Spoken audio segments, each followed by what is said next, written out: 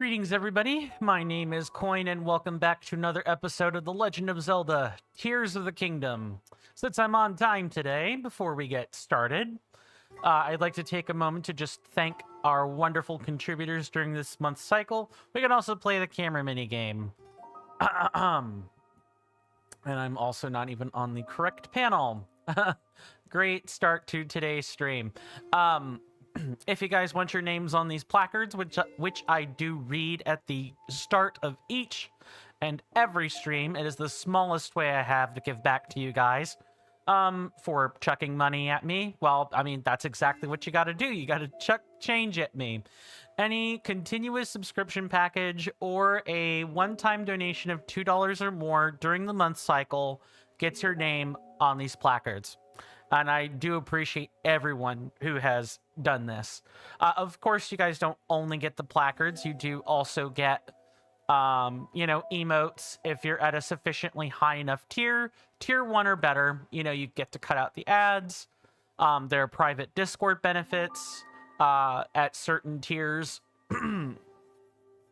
At certain tiers, you even get to collaborate or have collaborative privileges. So, I will read all of those wonderful messages in just a moment. I would like to thank Just Me Carly for their Prime Gaming subscription, and Mr. Shiny, or most likely Shine, for their Tier 1 subscription. Please do enjoy all the wonderful benefits that come along with those packages. While I do not have any Patreon patrons, I would like to thank people who have used that platform in the past. Much appreciated. I'd like to thank Mr. Rasby the Player for their continued Valkyrie tier membership on Coffee. It means the world to me. Please do enjoy all the wonderful benefits and privileges that come along with said subscription. And lastly, thank you to User 11 for their $5 donation during this month's cycle. Every little bit helps. Every little bit is just that much more that the bank account gets to stay open and the lights get to keep spinning. But with that out of the way, I'm going to move us to the correct screen, and I'll answer the critical message first. Welcome on in to User 11, Gordy Goku, and Mr. Jason. Good to see all three of you. Hopefully you're doing well in body and mind, and I do hope you enjoy your stay. User 11 says you're not watching stream today, as you may know. Right. Yeah, I've got that. You just came to say hi. Thank you so much for stopping in, just saying hi. I really appreciate it. If you're on your way out the door, I'll go ahead and see you out that door. Otherwise, you're welcome to lurk or do whatever it is you want to do, User 11. You've been fantastic. If you are headed out the door, it was good to see you, good sir. I do hope I get to see you again sooner rather than later. But if not, if I don't see you for whatever reason, do stay safe and take care of yourself out there. Let's see, Gordo Goku, welcome on in. I'll endeavor to answer your YouTube messages first, and then I'll address anything on that you've put on the purple app. You have 607 Korok seeds. Nice. Yeah, that's 60%. That's 60.7%, as a matter of fact. Every Korok is 1/10% in this game. You think you might get the 1,000? You know, at the end, you'll be missing one. You'll have to go through the videos again. Yeah, such is how Korok hunting is supposed to go. Greetings, and welcome back, Flare Splatoon. Good to see you. Hopefully you're doing well in body and mind, and I do hope you enjoy your stay. Flare Splatoon says second playthrough? No, first playthrough. Yeah, Flare Tune, right. Very much oops on my part. Yeah, Hold like it, partner. User 11 says there should be a goodbye redemption. You're probably right, User 11. I should have one of those. I'll have to figure out what that one will be. But yeah, Flare Tune, no, we are still in the first playthrough, and I don't foresee us doing a second one until like later, if at all. Mr. Jason says, let's see. Yep. Let's see. Yep. Congratulations on first message of the day, Gordo Goku. Much appreciated. He did in fact beat User 11. Flare Splatoon, or I'm sorry, Flare Tune says you have your as what your main game name is. Makes sense. Flare Tune says Switch 2 version? No, Switch 1 version. I will definitely not be getting a Switch 2 for a long time. A long time. Nintendo's gotta, get their act together. That's as much as I want to say without retreading old ground for the upteenth time. Mr. Jason says, greetings, Mr. Coin, good sir. Yep. You're informing me that Vice President Carly is doing something. No worries. She could take all the time she wants. She'll be with us as soon as possible. Yeah, she's more than welcome to take her time, and we'll see her when she gets here. If she decides to come here, I should say. See, Mr. Jason says you do truly wonder where the conversation will go today. I couldn't tell you. Only one way to know, and that is to converse, right?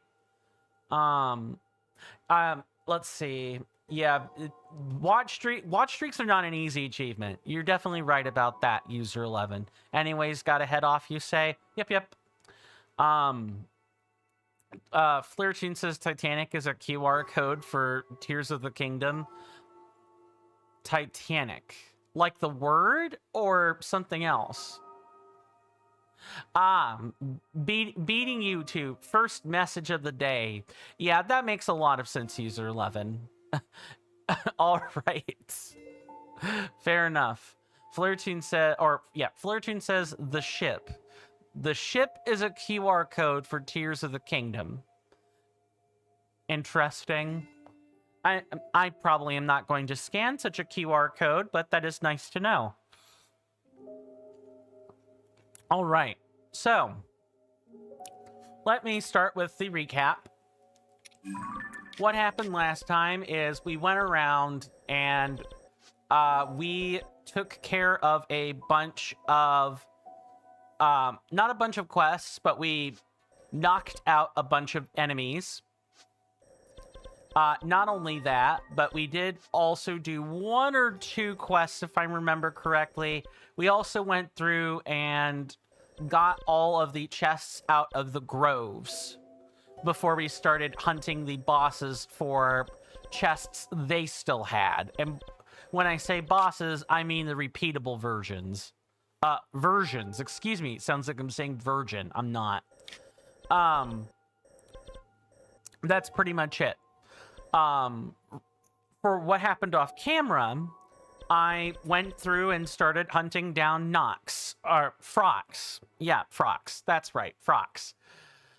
I killed 2 of them. I found 2. And I need to find 2 more somewhere in this mess. I need to find 2 more. And then I could start removing a lot of these stamps that mark Frox locations.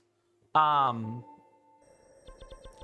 only that, but I did track down which of the bosses I had yet to retrieve the chest from, and I have found them.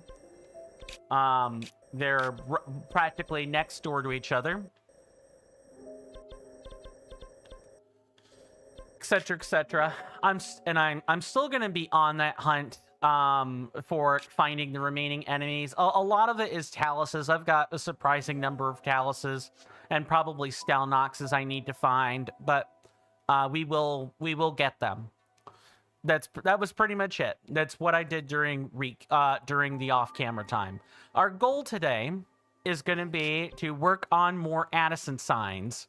And that'll be the last time we work on Addison signs, like today, until we hit the point of no return with the main story.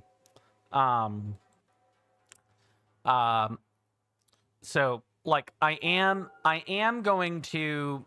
We are going to start by quickly getting these boss chests out of the way, but then after that, today is Addison signs. Just all of the Hudson construction signs, as many as I can fit, because I want to get those done. Before we really truly get started, I'm going to catch up on messages, do bookkeeping, and then then we can start.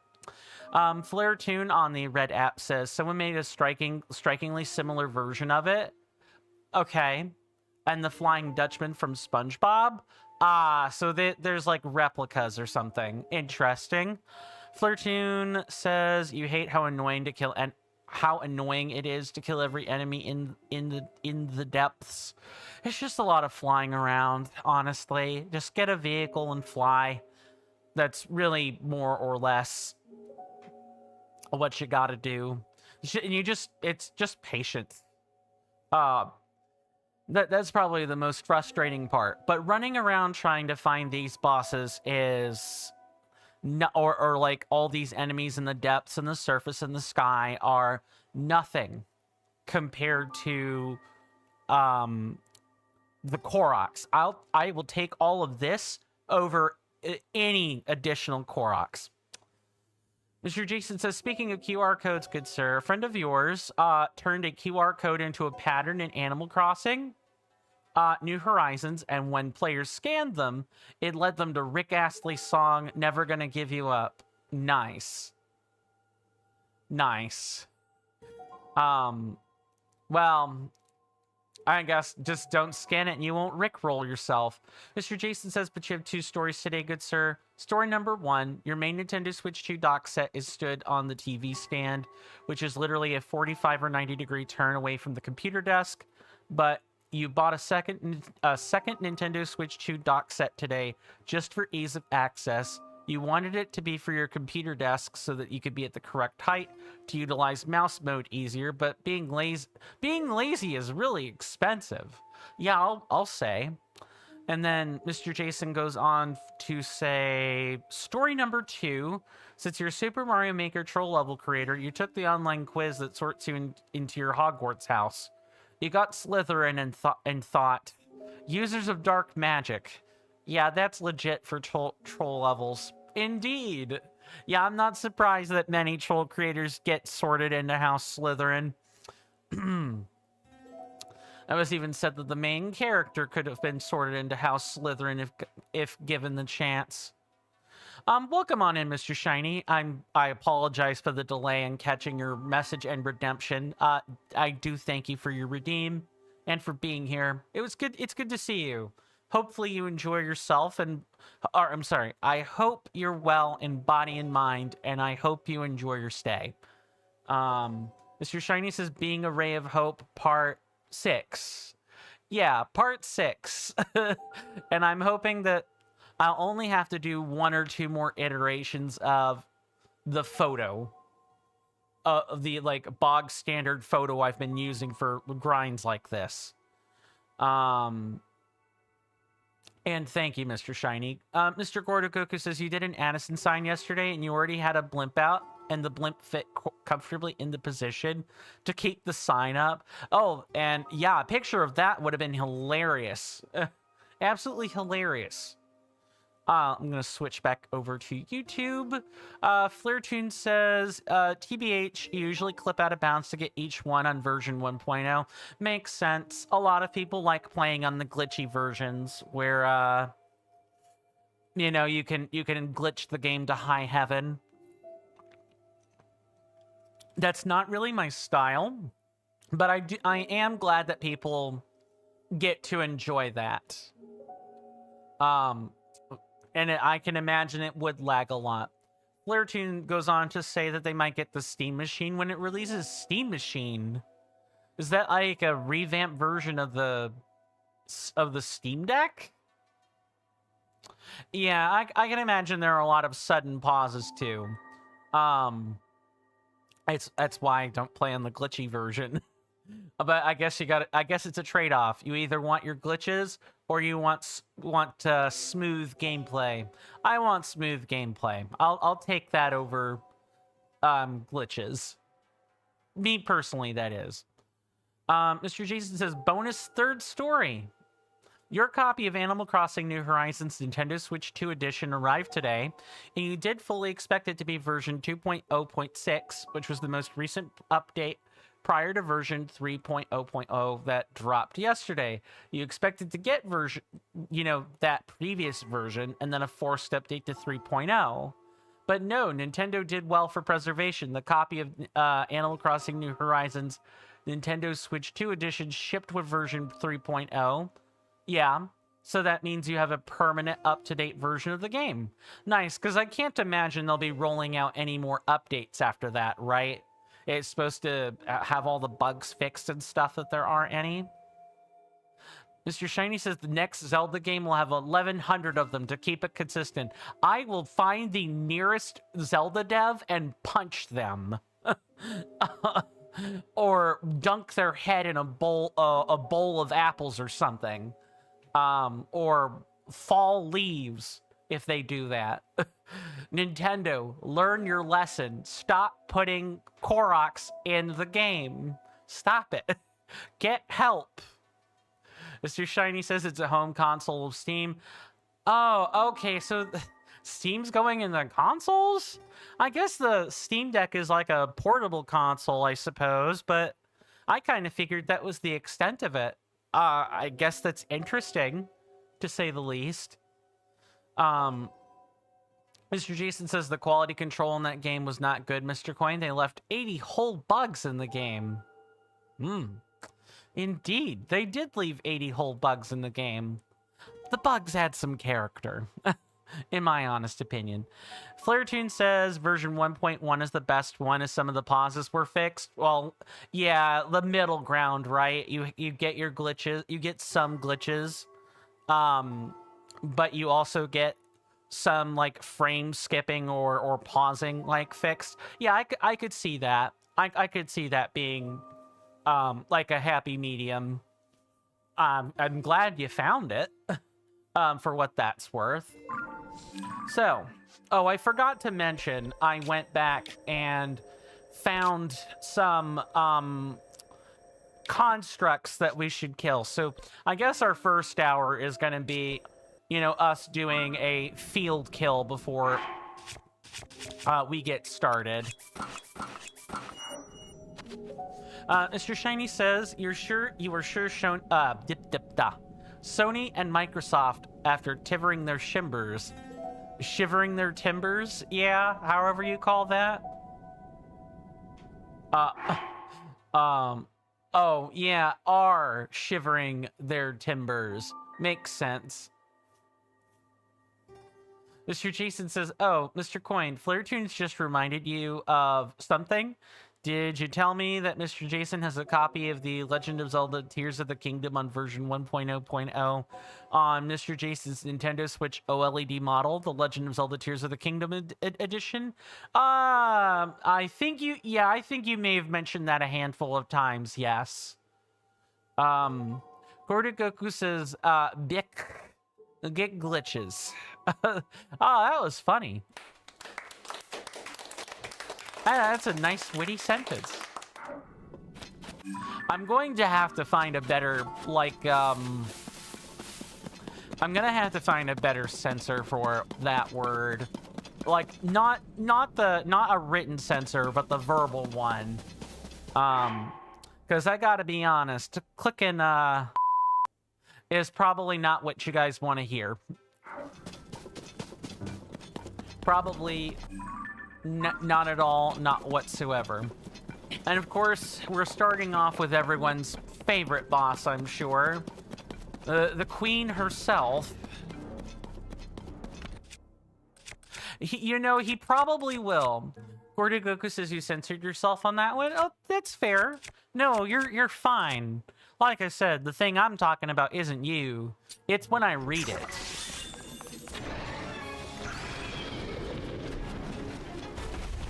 But now, Mr. Shiny says you want the queen to be Gibdone for? Fair. Where was this?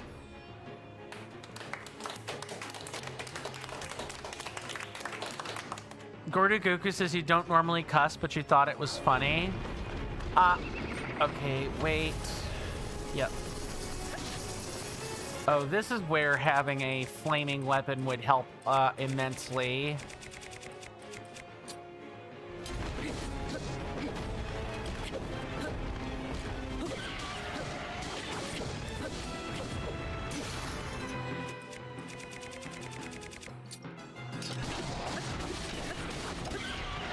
All right, let's try to knock out these stalks, these Gibdo hives very quickly.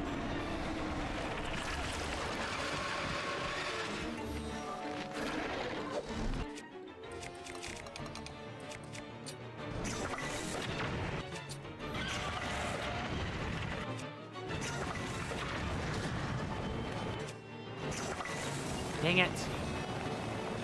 Yep, run.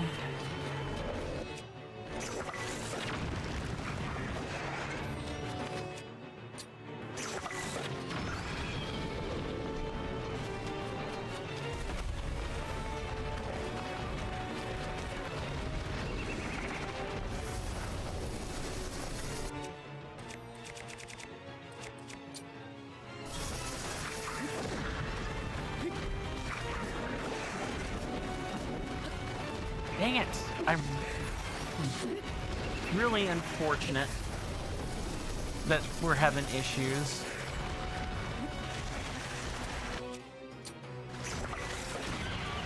Alright. Yeah, I have to manage these crawlers or I'm not going to be able to deal any damage.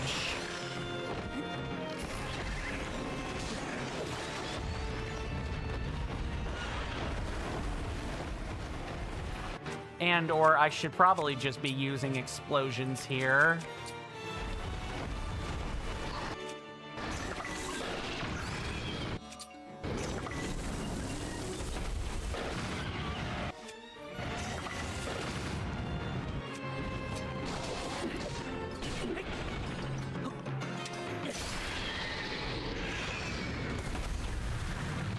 No, I did think your sentence was funny, Gorder Goku. Absolutely. Mr. Jason, speaking of that word, yeah, maybe. Lots of things manifest, Aelin. Mr. Shiny says, oh, Mr. Coin, you suggest trying the Ice Gleok horn on the Royal Broadsword. Gleok horns never run out of elemental powers, and shattering the ice on frozen enemies deal additional damage. Add the flurry damage boost and... Oh, yeah, shatter damage? Yeah, that I should definitely do that. Thanks for the suggestion. I'll try that. I'll try that in the future. Flirtune says DIH missiles are a thing and are super effective on Hinoxes. What kind of missiles are those? I'm going to assume that's like a rocket or something fused to something that's fused to a weapon, probably. Gorda Goku's fun trick you learned is that you can use the earthquake attack on deposit stone. You don't know why. You don't know. You thought that would be fun for me to know. Oh, wait, yeah. We should try that on ore that we see. That would be a fun little fact to learn.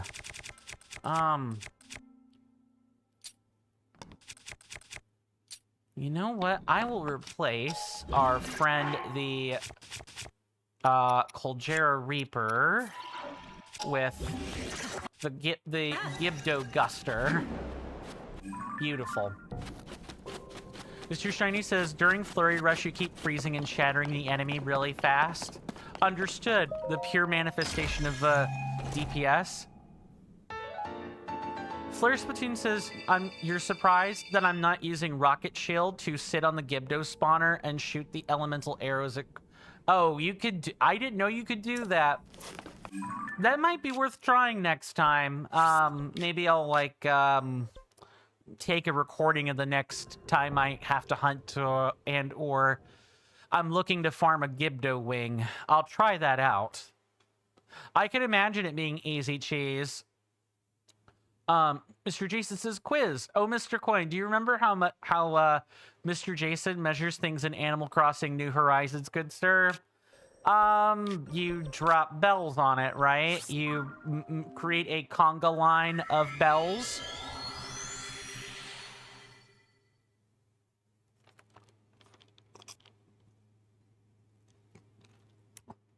Mr. Jason says, I'm sorry, Mr. Shiny says, oh, well, yeah, it probably does bring the game to New Horizons.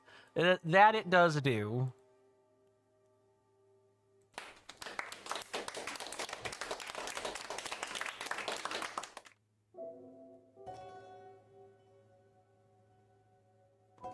Gordo Goku says you have to let it explode before it hits the rock. If it goes into the rock, it won't explode. It takes 3 blasts depending on if you do it correctly. Okay, so it's not like new tech or anything. It's just if you don't want to whip out a weapon or waste weapon durability, then you have a crappier way to break rocks.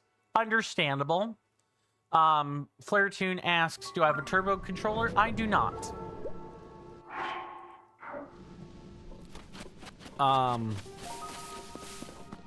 Although... And then I see a button on this particular controller, but I don't know. It has a T on it, which may be a turbo mode, but I'm gonna be honest. This is like an off-brand controller. I would have no idea how to activate it. I would have to go try to find the manual for this thing. All right. Let's get this of course it would be the more annoying one.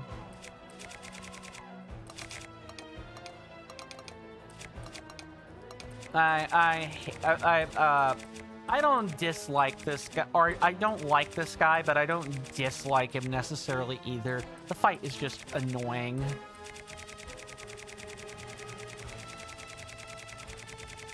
There. Mr. Jason says, also, Mr. Coin, your 2 local postal workers' boxes of chocolates were finally delivered today, good sir. Delivered to you or to them?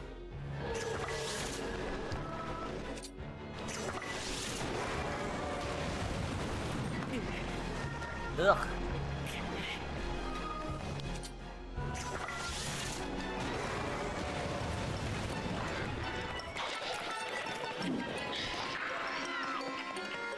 Stop running around.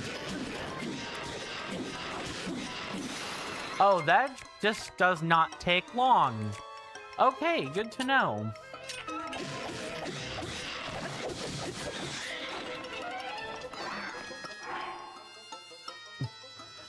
Mr. Shiny says, I hope they would have gotten delivered to me. We all would like a box of chocolates. So says a famous or infamous movie actor, depending on how you want to look at it. The more you know, and knowing is half the battle. G.I. Joe, so they say.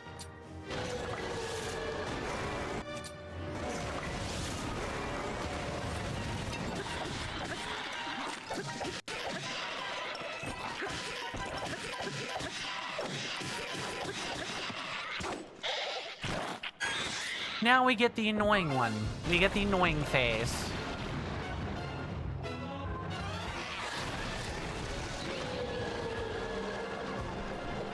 Although, I do have an idea that maybe would help us out here. Okay, what I want are 2 rockets.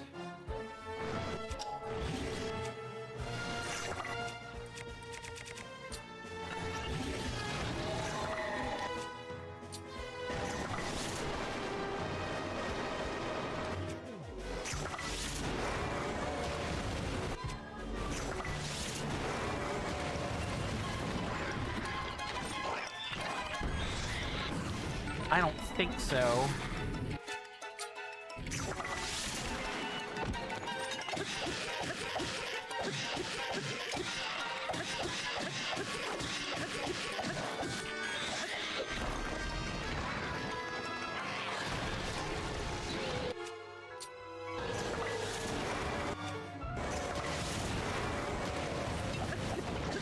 Wait, I should get that shield ready.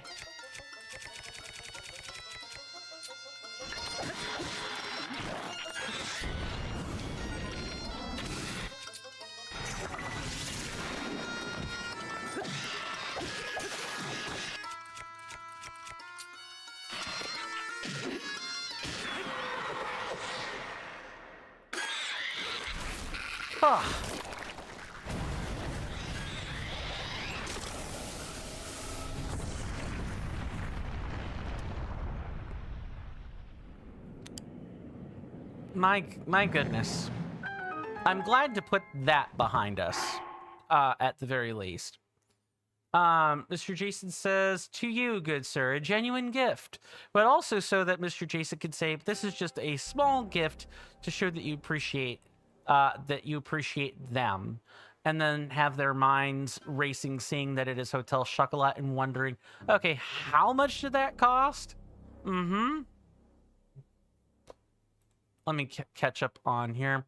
Flaretune says, so apparently DIH missiles, 3-shot Hinoxes. Okay, I feel like I'm being really stupid here, but what are DIH missiles? I feel like I should know this because I think we've talked about it one other time, but my mind is absolutely raking itself to try to find that, and I'm forgetting what it is. What is a DIH missile? While that conversation is cooking, Mr. Gordogoku says, if you load an arrow with what you want closer to the front in the menu, load the item, then put it back, then load and put it back, that particular item for arrow fusion will be faster in the list. Yeah, no. Your explanation makes sense, and that is correct. It's how the, like, here it would be by most used. Like, that's already, the choo-choo jelly used to be way further in the back. So now it's actually up here. My issue is just, I hadn't done that. I haven't been doing that with certain items, and so they tend to be, well, in the back. You just gotta keep using them, and eventually it'll move it all the way up here. Or at the very least up front. You botched that up, but maybe you get it. Or you may have already known. I know the gist of what you're saying. Yeah, I just didn't think to purposefully just do that over and over without using them. Something like that. That's what I think that's what you're suggesting, is to just do that. Mr. Shiny says, what you would do is make a floating big wheel with hydrants attached to it. Oh, right. I forget that Muckdrock is best handled by actually auto-building something. I totally forgot about that. I think my method was, albeit a little bit more active. It was more active, but I do think that it worked just as well. Mr. Jason says, oh, Mr. Coin, it doesn't require your attention since you'll paste it here, but as you said in the general meeting room, since we've had a really productive first 2 weeks back from winter break, we feel like we've all earned this weekend off. Carly, Vice President Carly would... Oh. Yeah, Vice President Carly, you would like her proposal here on Monday. Very well. Flaretune says you spam up on the D-pad for strong spammable fuse items. Does that... I mean, yeah, I guess if you set the... If you have the cursor set, it does remember where you set it. Yeah, you can absolutely... you can absolutely just spam over and over again. You can get pretty good at it, too, honestly. I'm not saying things people don't know or anything, just... Yeah, I can imagine you're capable of doing that. Mr. Jason says you'll be delayed on the other side of the break as well. Good, sir. Very well. Thank you. Flirtune says so it gets up on most used. Right. Right. That makes... that. Yeah, I do get that. It's just that the Muckdrock is a... I guess it's a more frustrating fight if you don't do that, huh?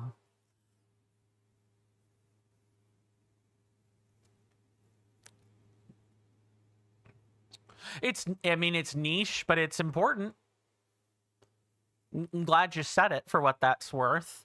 All that type of... all of those tips and tricks that you guys put out are things that do get to go into the video essay. That I'll be drafting up to put on YouTube for Breath of the Wild and Tears of the Kingdom. There is a ton of things I want to say about the two games, and I figured while I'm not gonna like curtail or end the stream review for the game, I don't need, like, we don't need to do that.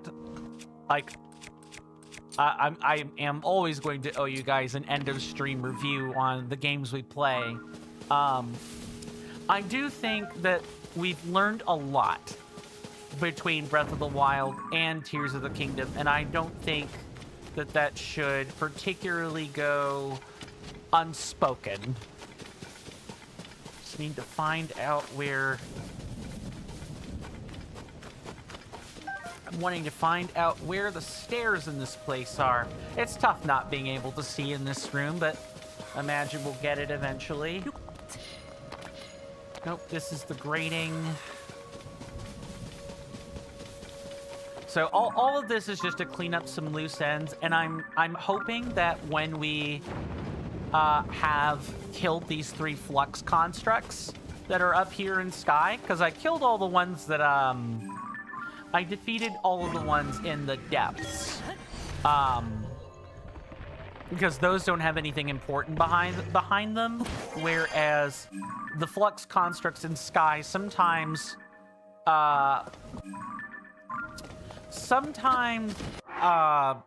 they have chests on them, so I didn't think it would be right or fair to kill those and open the chests without you guys seeing them. Flairtune says, I see you got Jesus Aftermath of Taco Bell Mukbang. Uh-huh. Sure did, in all of its stinky glory. TM. Gordo Goku says there's a flux there. Cool. Yeah, it's hard to see unless you've, you know, done the main story. Up to this point, you can clear out the storm here, but if you do see it, well, kudos to you. Flairtune says, by the way, go to Kakariko Village and talk to Tuaro. Are we talking about main story stuff, Flairtune, or is this for like a whole different reason?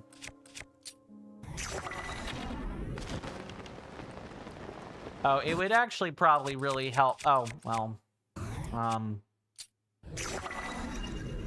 if it's for story stuff, then we will be doing that. We will be doing the story stuff on Monday when I come back, because I won't be streaming. I won't be streaming tomorrow. I've got like a bunch of paperwork I need to track down. I can't really say more with that without being too revealing. So tomorrow we would normally stream, but I can't. So the next time I'll be able to stream is Monday, and we will probably, I would say within 1 to 2 episodes starting on Monday, we'll be able to get rid of this cloud, as you say. Because I know that is a thing that happens. But for now, I can function perfectly fine in here.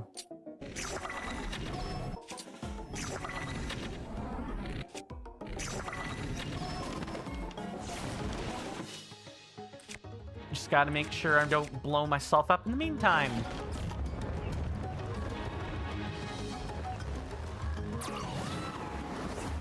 Uh-oh.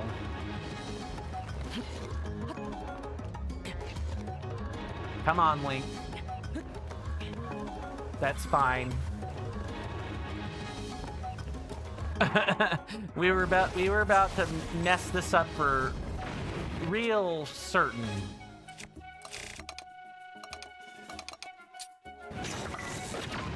I don't think so.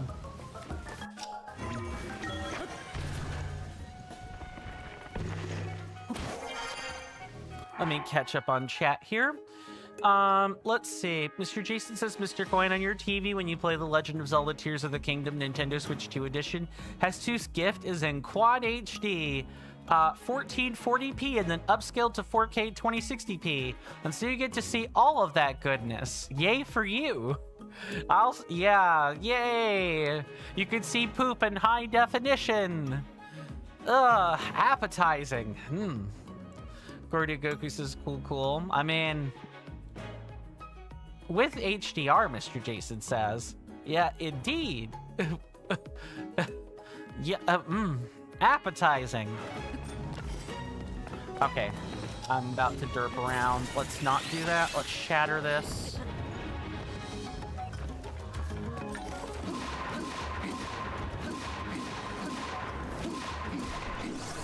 There we go.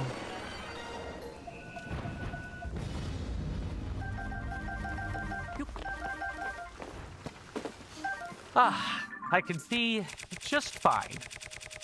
You have news, Mr. Jason, regarding the wonderful Vice President Carly. Do tell.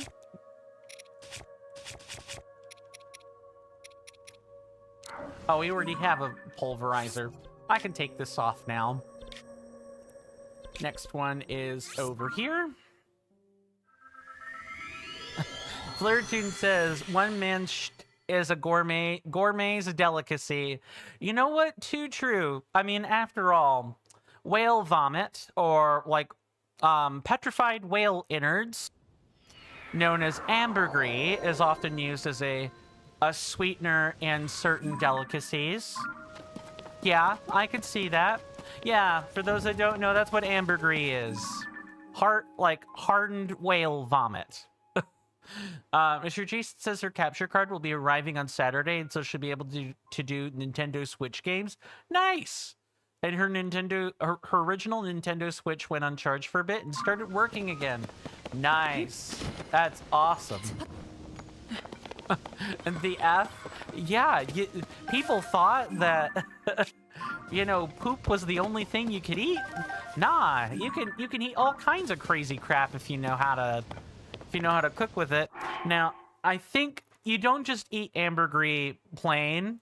I believe you need to put it through a mortar and pestle and like prepare it. But yes, you can eat it. It's just like eating, I don't know, wood crickets or something. You can eat anything if you prepare it right. Mr. Jason says, and also Mr. Coin, Flirtoon is absolutely right. Mr. Jason, with where Mr. Jason shops, Mr. Jason could be considered a gourmet.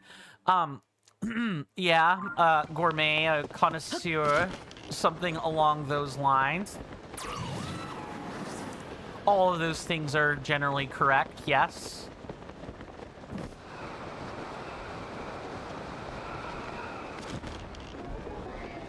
All right, Flux Construct, it's time to get this show on the road.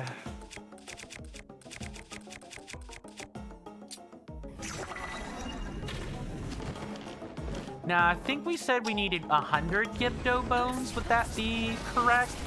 I think it's exactly what 100?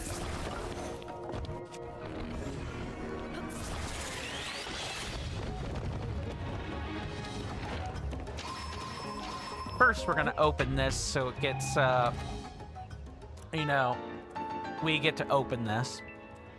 Mr. Jason says that means that Vice President Carly can visit Mr. Jason's ACNH island this weekend. Nice, nice. Flirtoon says, then again, you're a gourmet diner. Fair enough. Don't knock something until you try it. Lots of people don't like haggis. Haggis is stuffed sheep intestine with sausage and stuff in it. You know, if you heard a Scotsman talking about it, you would probably hear them say something like it's really good. Or, you know, even if the stuff is detestable, you can pack the innards of the intestine, tie it up in a little ball, and chuck it. Yep. Or toss it. Yeah, there's a nice little game over in Scotland, excuse me, called Haggis Toss. It's pretty hilarious to watch. Laertune says, unless it's plants, fair. Oh, so you're a carnitarian or a meatitarian, I guess. Flirtoon then goes on to say, bloody hell, that sounds like a sin to humanity. A lot of people say that about haggis, whether it is the food item or it is, you know, tossing it around like a ball for sport. It's a very macabre, like, sport and, an odd food item for sure. Oh, yes, I got caught up reading a map. Of course I would.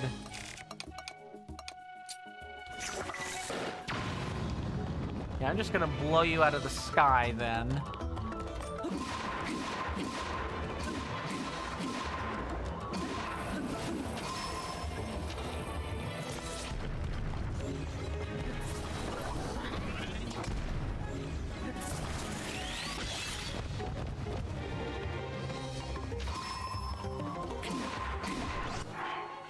Mr. Jason says, also, Mr. Coin, you have your Nintendo Switch 2 Edition exclusive megaphone finally? Nice, Mr. Jason. Very nice. Flirtune says, for the most part, you don't eat plants. Any particular reason? Like a digestive issue? Obviously, if it's too, personal, don't answer. I don't want you to, like share things that you're uncomfortable sharing with. I'm curious. Most people, like, humans are hypocarnivores. Like, at most 30% of our diet is meat. Humans do eat a good quantity of plants. Plants, fiber, fruit, and so on. So I'm genuinely curious. Okay, that's another one dealt with. We only have one more, and that's over here. Flirtune says you don't like most plants, though you're sick and your throat hurts to the point you can't physically talk currently. I'm sorry that you're sick. I do hope you get to feeling better. I do genuinely mean that. That's fair. It's probably a texture or taste thing if I had to, peg a guess. Are there any plants you do like? Since you said most plants, I assume you would be somewhat familiar to the exceptions. I guess I sit opposite of you while that question is being cooked up by, I'm a huge vegetable eater. I love vegetables. There's really only a couple that I would have difficulty with. One is eggplant. I have difficulty with eggplant. I can eat it, but I can't eat it raw. Avocado is another, where I haven't had, like, raw, just avocado straight out of the skin in quite some time.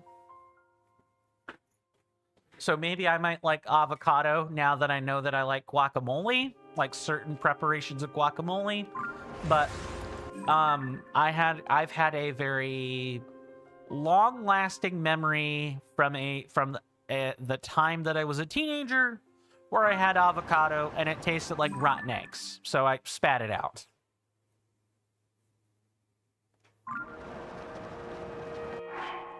Mr. Jason says, Mr. Coin, your youngest niece really wanted the megaphone, but understandably, Mr. Jason's niece's mom and dad will probably not get her a Nintendo Switch anytime soon. Understandably so. Mr. Jason says it is because the Nintendo Switch 2 has the microphone on it. They don't want her... they probably wouldn't want her, talking to random strangers. I get that. Or maybe it's for another reason, I don't know. Flirtune says you choke most of the time from broccoli. Yeah, it could be a hard vegetable to eat. You kind of have to cook it. Or you have to at the very least... blanch broccoli. If you do not do something to soften it, it will give you digestive trouble if you eat it raw. Never mind just it being... Never mind the florets getting stuck in your teeth or choking on one. Flirtude says if done right, guacamole is good. I think the same way. I definitely think the same way. I've had sweet guacamole, and sweet guacamole is blech, yucky. Give me the salty stuff. Flirtune then goes on to say avocado is more bland compared to most foods. It sounds like fresh, ripe avocado is bland, which is just fine. The avocado I had must have went bad then. Don't knock something until you try it, and you have like the bona fide real experience, and not a fake like what I had. Break is coming soon. I will at least say that much. Goku should be in the next 60 seconds. Oh, not. No, the warning should be in the next 60 seconds. The actual break itself should be in about 6 minutes.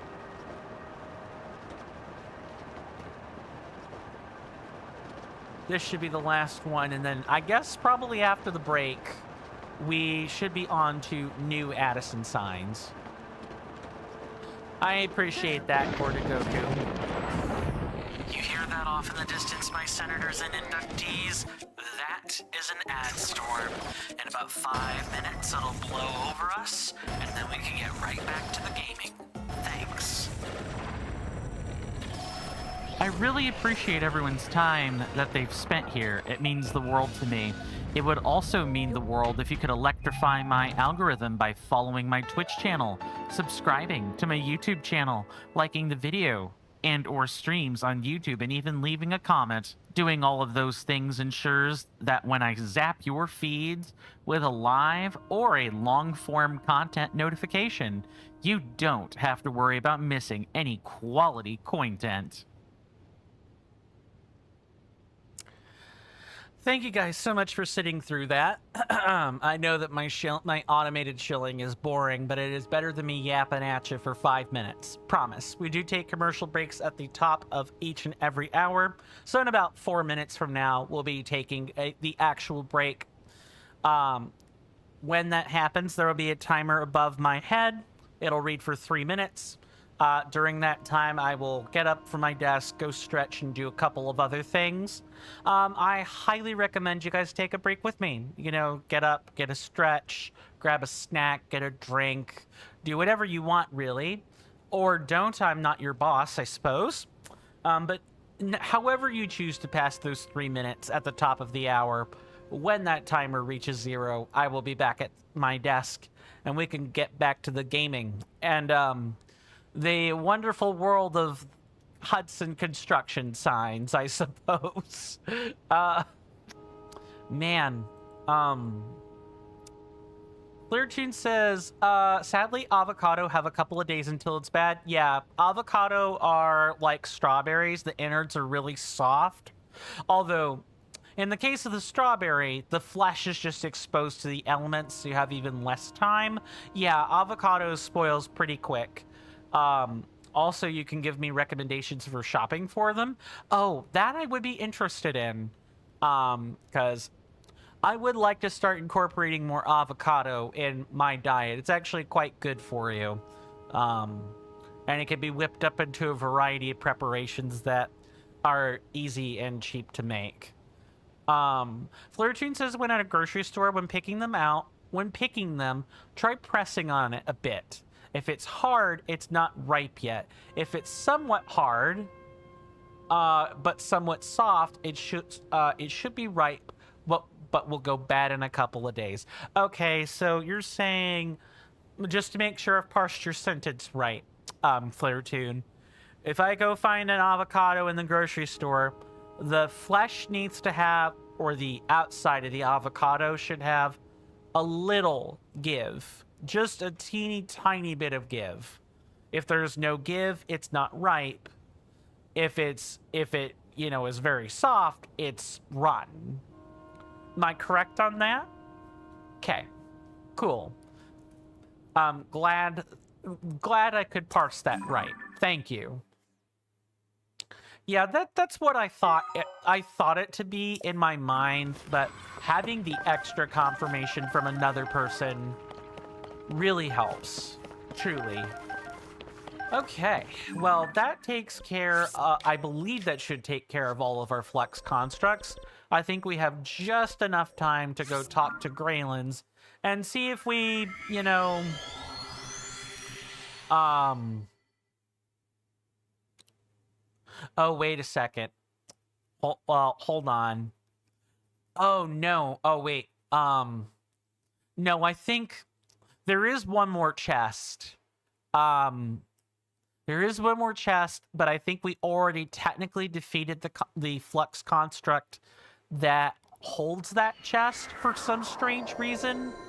I'm still gonna go talk to Greylands, and we'll pick things back up, you know, after the break. And then after that, beautiful, sweet signage.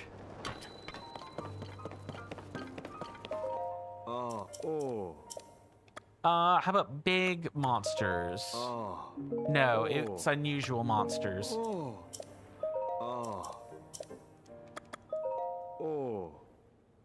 It's the sky giant. Oh, yep. That's correct. Yep, we hunted them all. Thank you. We'll have to finish chatting with them after the commercial break. See you guys then.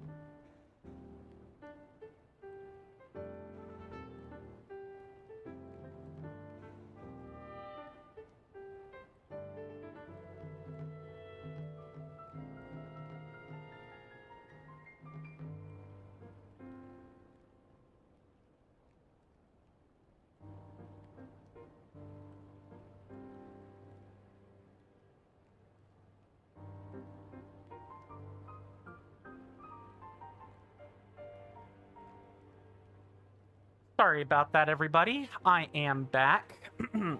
Hopefully we got something we wanted out of the commercial break, even if it was just waiting for the commercial break to be over. Let me catch up on chat here, and then we can move right along. Flirtune says, if you plan on making guacamole in like a week or 5 days later, get one that's stiff. Okay, so if you're making guacamole like that day, find one with give. Otherwise, get one that's stiff, let it ripen, then make the guacamole. Or whatever else you intend to do with avocado. Good to know. I will actually internalize that. That's a pretty that's a biological fact. I'll make sure to internalize that.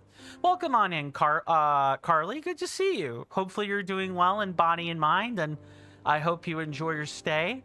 You've come in at a good time, and I do apologize for you coming in during a commercial break. That was a little bit of unfortunate timing, but we're just about to get another medal. Da da da da da. An award presented by the Monster Control crew in appreciation for defeating every Flux construct in Hyrule. It's very fancy, and it's shaped like the monster it represents. It's a Rubik's Cube medal. Clearly.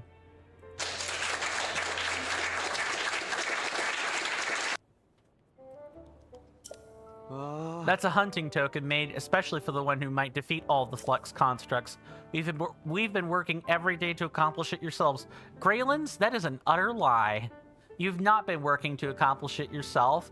The Flux constructs are straight up in places where your soldiers just aren't. But whatever. And yes, thank you for the shout out, Mr. Jason. And welcome back. Welcome back, good sir. All right, what else do we have? The huge silhouette. 2 Froxes. Yeah, I thought my count might be correct on that. I'm sorry. Carly says, it's okay, Mr. Coin. You realized you'd probably be in an ad break as you came in at 7 at your time. Okay, cool. Cool. I'm glad that realization was there. It's still bad. It's still unfortunate timing, but I'm glad there's you know, no difficulties there. Mr. Jason says, Mr. Jason just needs one more Nintendo Switch 2 dock set in the near future, good sir. I hope you're able to get it. I hope you're able to get it. Prices of pretty much metal, electronics, graphics cards, anything that could be used to help AI is going to cause the cost of these materials to go through the roof. So if you don't get those types of items soon, you know, you'll be lucky if you get them at all, is what I will probably go and say. Never mind if you're, you know, for those of us in the States where trade is probably closing up and so on. Carly says you've just got some exciting news, Mr. Coin. Oh, do tell, Miss Carly, do tell. Oh. How about big monsters? Oh. 3. Oh, I guess most of them were. Where could those 3 Taluses be? What about the Hinoxes? 6. Okay, so all of my time gallivanting in the depths didn't kill a single Hinox. Carly says you got a capture card on the way, so you'll be able to stream from your Switch soon. Nice, nice. Yeah, Mr. Jason was telling me some tidbits about that news. That's good. That's good. Even more so because that means, you know, that's you know, that's stress you could take off your CPU as well, because the stress of recording and streaming can like be offloaded to the graphics card a little bit. Mr. Jason says, oh, that is directed for Miss Carly, so okay. Makes sense, and that goes back to the talk about the 90 or 45 degree angle with the dock. Yep. Flirtune says, so that's the best part about avocados. Also, if there's any brown stuff, take it out before you mash up the avocado, as that part's bad. Luckily, not the entirety is bad. Luckily, not the entire avocado is bad if there's a small brown part. Okay. So it's like a banana. You can cut out if the rotting section isn't too big or the overripe section isn't too big, you can cut out that part of the banana. Yeah, you can. Okay, you can do the same thing with avocado. Good to know. Oh. Okay, so that takes care of that. And we don't have any unusual, like, stamps that I haven't explained in the depths. It's sign time.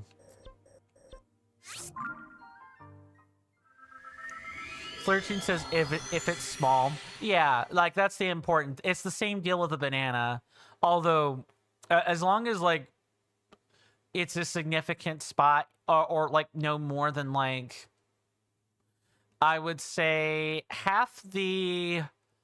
I guess it would be half the diameter, or a third of the diameter of the banana. You can probably cut that out. But it's different with avocados because it's one spherical mass, but probably the same principles. You you love avocados? That's fair. Maybe I'll grow to love them as well.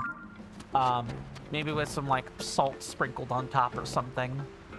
Mr. Jason says, oh, Mr. Coin, now that you know your copy of, hold on, I want to make sure I get this right. Now that you know that your copy of Animal Crossing New Horizons Nintendo Switch 2 Edition came with version 3.0 installed, you had also ordered a second copy of the game to keep sealed. Nice. Goes right into the collector's shelf, I'm sure. So we're going to grab this sign. What we're probably going to do is grab the signs that we can grab first. And then afterwards we'll take off and fly toward, like, future Addison locations. So this is pretty much going to be the rest of our journey, as just fixing signs. It's like, this stuff with Addison has to happen. Maybe toward the end of the stream, we'll take like a quick break to go turn in a Monsters Collection 4, because the Monsters Collection, I read the text. It required a Frox picture, so I did take a picture of one during my off-camera hunt for the Froxes. Why is there... Hold on. I hate how Addison does this. Let me try loading it. Oh, I guess we can get that chest as well that I was talking about during that time. Mr. Jason says you could certainly see a sign that this task was coming, eh, Mr. Coin? Too true.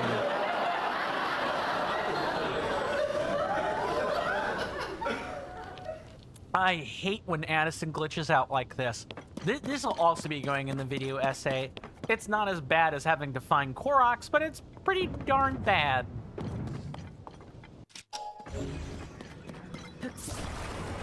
Guess we just do something like this.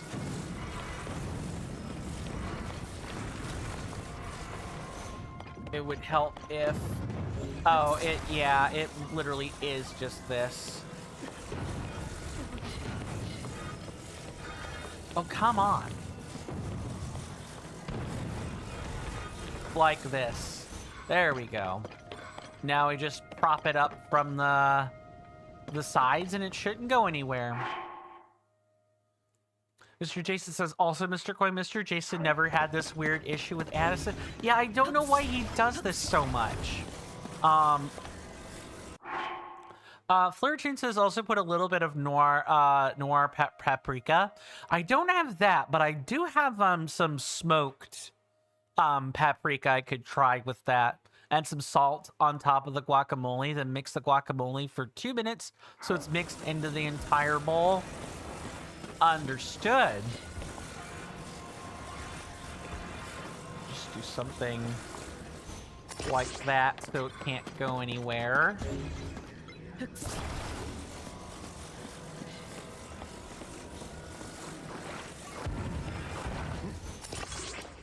All right, Mr. Addison, let go. There. Now do your work, Addison. Secure him. Flirty says you recommend getting paprika and noir, so when cooking you can add a bit of noir.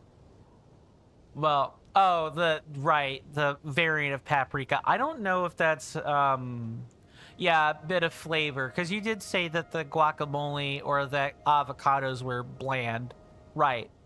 I do remember that. I just don't think stores in the States carry noir paprika, or if so, I'm in a little bit of a podunk place in the States, and so they wouldn't sell that type of thing.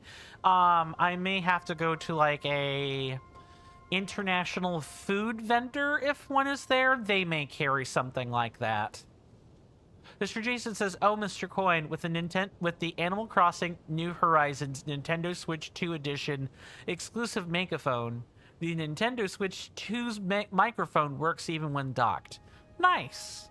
Oh, so there's probably a function that lets you use the microphone when it's docked, which makes sense. Yes, secure him, Addison.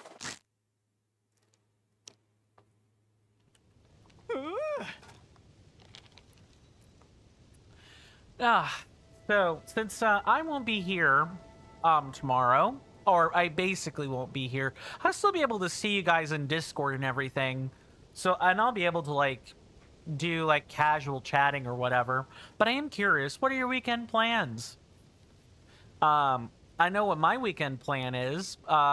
This Saturday I've got one like support group meeting I need to go attend, veteran support group meeting. But then after that, you know, my Saturday is going to be, you know, come 6 p.m. I'm going to be playing some Avatar: The Last Airbender tabletop. We've got a fight with the big bad guy that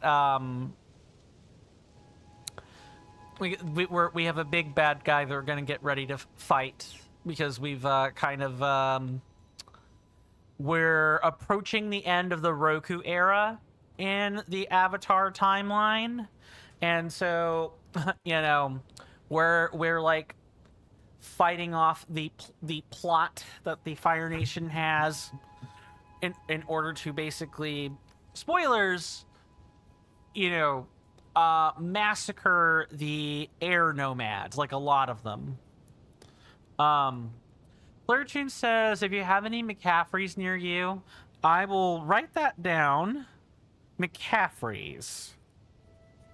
I've never heard that in my particular two-state area, but I will give that a look-see.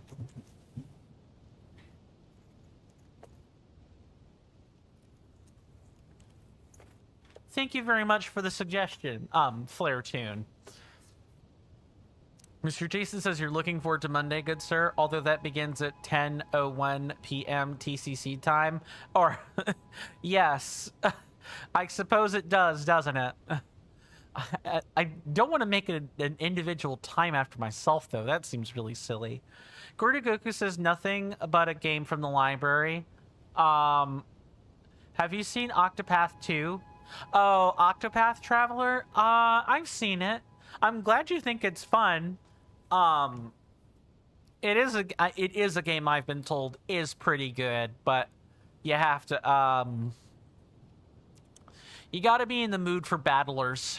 Gotta be in the mood for tactical battlers. And if you don't like tactical battlers, you're not gonna like that type of game. Flirtune says it's a grocery store. It's a bit more expensive than others, but you feel like it's a bit higher quality. Would you prefer? Fair enough. Okay. Yeah, the closest like alt grocery store I could think of is like Aldi's, but Aldi's is like known for bulk food or like farm market food. Gordy Gokus is true. Yeah, that's not to say, you know, Octopath Traveler is bad. It is Octopath Traveler knows what it is, and if you don't like that sort of game, you aren't gonna like Octopath. Either 1 or 2 for that matter. Yes, Addison, what is your reward, which I've learned is entirely randomized? Could be anything other than the money. The money is the only thing that's static.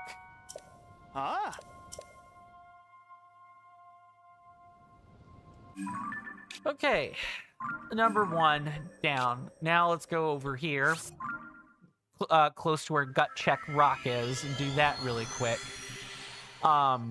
But yeah, my weekend is not super front loaded or anything.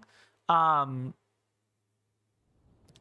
know, I've got the paperwork hunt on Friday. I've got a tabletop and like the veteran support meeting on Saturday, and then my Sunday should be relatively free.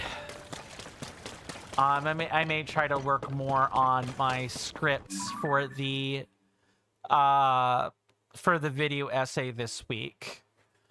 Mr. Jason says you wish that you could give your niece the Animal Crossing New Horizons Nintendo Switch 2 edition exclusive megaphone, Mr. Coin, but you literally can't give a megaphone though. It just will not work on the Nintendo Switch, Switch Lite, Switch V2. Wait. Or the Nintendo Switch OLED model. What do you mean Switch V2? Isn't that what the Switch 2 is? What the heck is the V2? How many? I hate when Nintendo does this.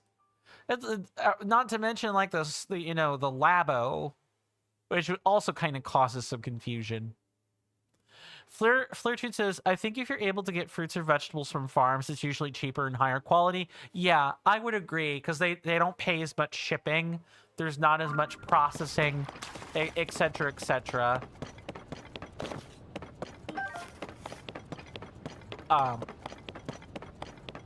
Yeah, near there's like a city not too far from where I live, and it has a farmer's market.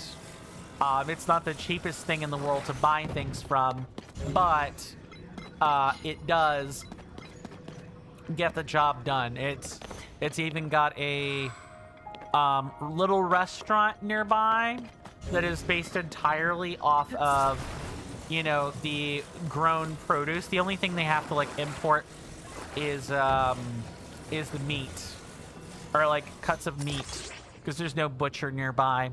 California? No. South Carolina? That's about as much as I'll say. That's about as far as I'm willing to say, without like accidentally doxing myself. Mr. Jason says the Nintendo Switch V2 is an updated model with a better battery. Nice. Which means I got the crappy original. I have the true original console. I'm kidding. I probably don't even know what model my Switch is. Mr. Jason says it could be seen by the model number HAC-001-01, good sir. I see. Mr. Jason likes that Mr. Jason knows the model numbers without referencing them. Yeah, well, I mean, you are a collector, good sir. You do know your stuff. I would expect you to know your stuff, at least on that. Yeah, no. I'm in the eastern part of the U.S. So we don't get access to stuff like that. I shouldn't say we don't get access. If you're not New York or Florida, you're probably not getting access to stuff like that. It's just stinky, but not much to do about it. Okay, we can do this. Just kind of keep... Wait, can we... No. It really... There really can only be one there. It's like it's smoking a blunt. I find that pretty funny.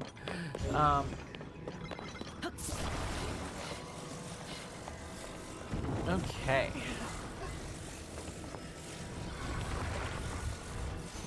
So then if we stand this straight up, we probably have this. Mr. Jason says... the original Nintendo Switch, good sir, is HAC-001. The Switch Lite is the HDH-001-001. And the OLED model is the HEG-001. Okay, so you can differentiate them by those two letters there. It's just the V2 that has like an extra bit on it. At least they're differentiable. And the Nintendo Switch 2, good sir, is BEE-001. Oh, wow. Talk about haughty. Like HAUGHTY. Yeah, full of themselves. Flirtune says thought it was California since there's a farmer's market there with several stores, lots of restaurants, nice atmosphere for what California is. Oh yeah, I do agree with that, but no, I mean a bit more local than that. California is like on the opposite side of the map from where I am. I do have family that lives out that way, and I'm sure I could ask, you know, him and his wife about the farmers markets. But, no, for the most part, yeah, of course I would get this wrong. Yeah, you know what, maybe... No, it has to go in like this, because it won't stick anywhere else. Maybe. Let's see if I'm right. Yeah. Oh, never mind. It works. It just works. Flirtune says you travel a lot, so you've been to a lot of places. That's fair. Yeah, what little travel I have done has been, you know, across the... It's either been across the East Coast, or it's been... I've been as far west as Texas, but that's about it. Carly says your Nintendo Switch somehow came back from the dead. It didn't work for almost a year. Nice. And then suddenly a couple of days ago, it just started working again. Zombie Switch, maybe. Mr. Jason says, a few weeks ago, Mr. Coin, you went to a restaurant with friends that had the theme of being on the moon. After your experience, you left them a Google review. Good food, no atmosphere.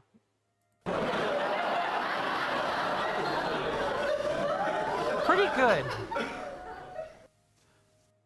You don't like their decisions. When you say their, Flare Tune, because I did spot the Los Angeles. Are you talking about California, or are you talking about the whole of the states? Like all the states? Because boy, is there a load of difference between those two. Flare Tune says your favorite steak has to be strip. California. Okay. I could see that. California has been like really tax happy lately. Not to mention it puts a big giant target on its head. Yeah, I could see the taxes. Like, you're being taxed really heavily for services that can sometimes be wasteful and inefficient. I definitely understand that. People are getting ready to do the same thing with New York. Not everyone, but a lot more people are going to do it now.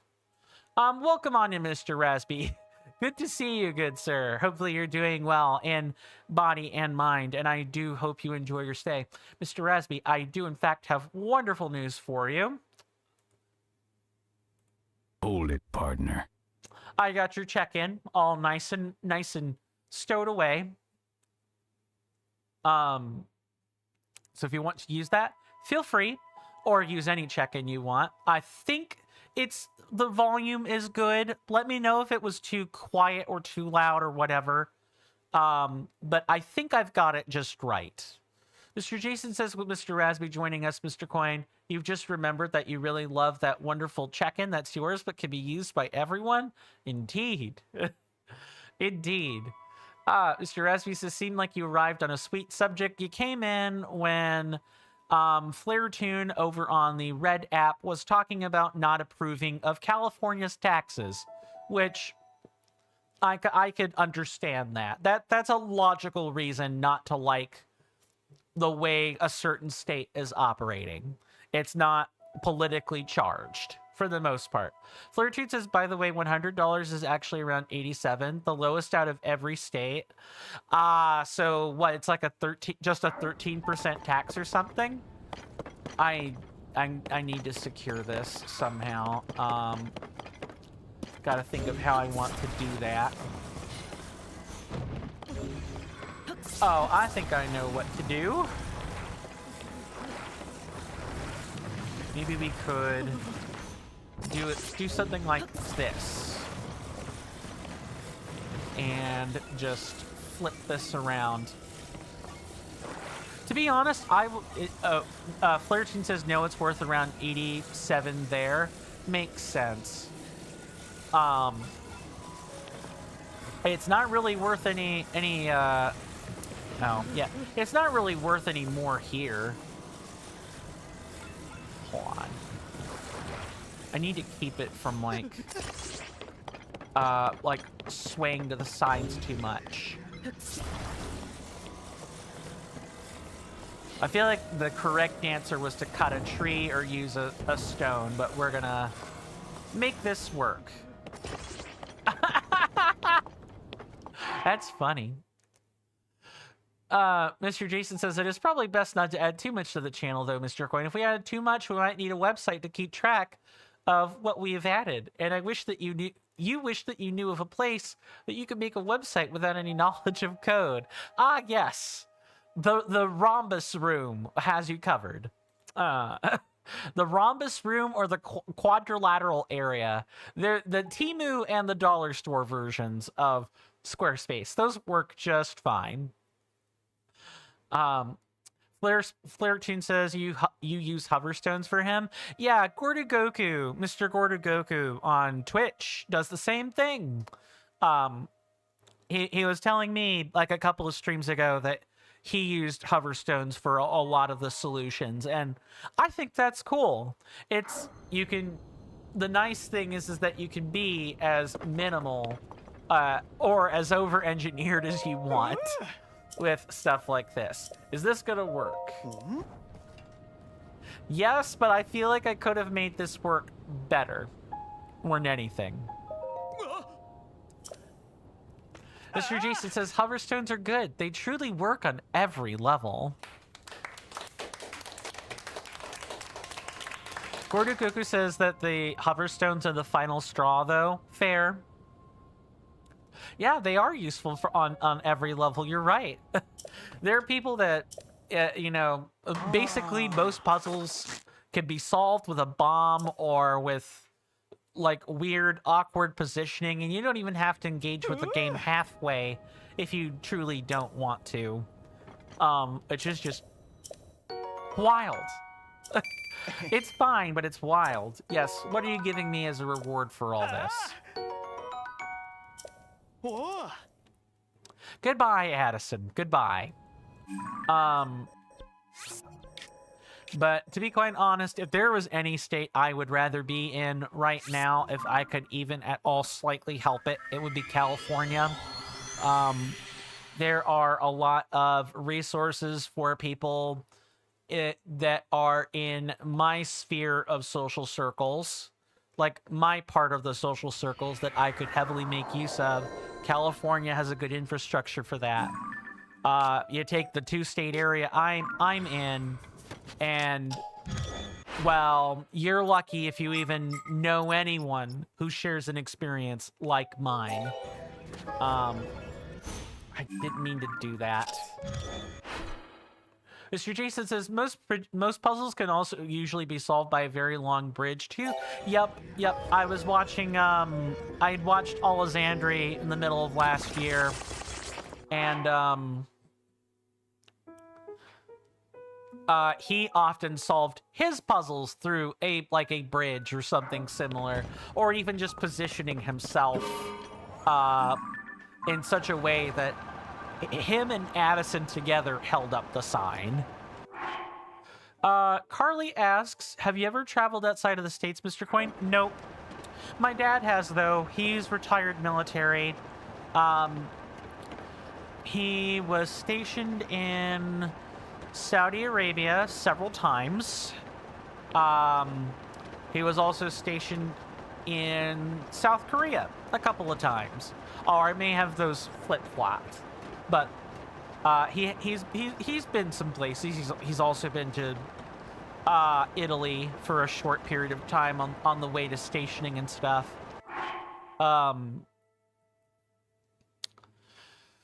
I would like to be able to go out of the States, but, you know, given the current geopolitical environment, it is not very safe for me to make that kind of travel, number one. And number two, I would probably have rocks thrown at me.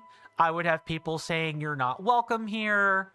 People saying, why don't you pick up a rifle or something and go back to your government? Et cetera, et cetera. Just something to the effect of, we don't like your kind. We don't want you here. We don't care about your money. Just don't come here and stay out.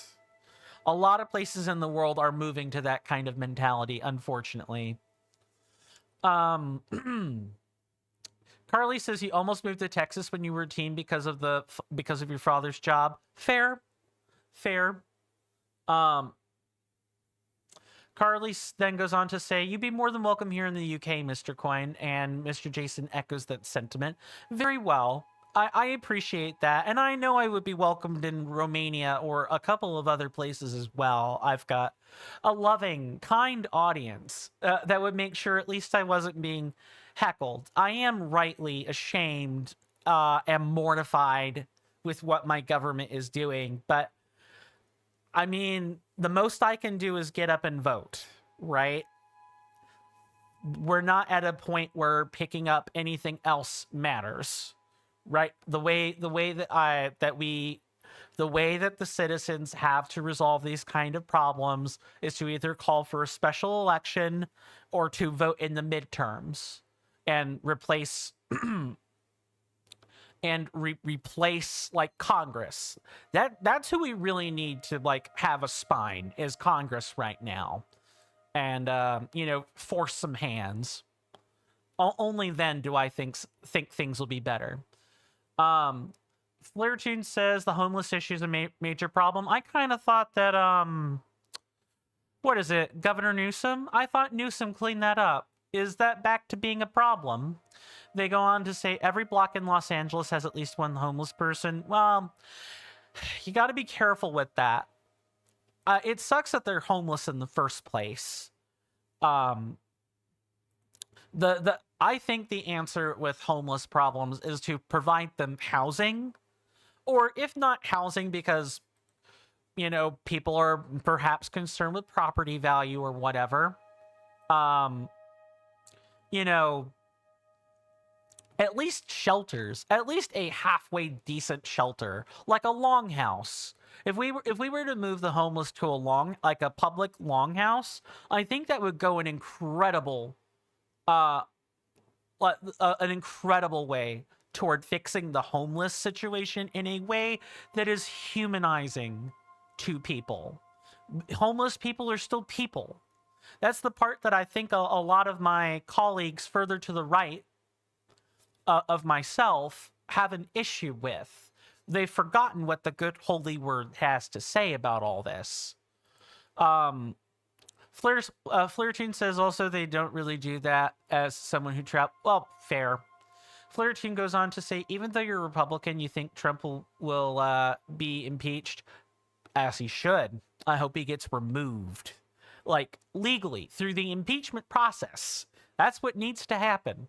Of course, I'm not so naive to think that Vance would be a better man. I think in some ways he would be better, and in other ways he would be worse. We just need a complete staff change in the White House, or we're going to be knuckle dragged into a war we didn't ask for, and we're going to be hurting people we didn't ask to hurt. But that's just kind of where I sit on things. Mr. Jason says, in fact, Mr. Coin, your eloquent lexicon would make you seem like you were always a Brit, good sir. I appreciate that. With some additional practice, good sir, you would probably even fit in with the Oxford English. I do like my Oxford English. I would just have to get used to writing it. I know how to say it. It's more or less the same.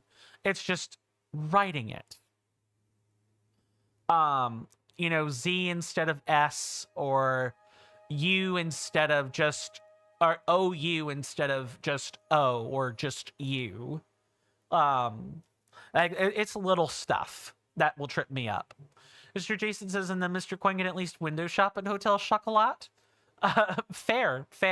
But if you met me and Carly, Mr. Jason would buy you something. I appreciate that.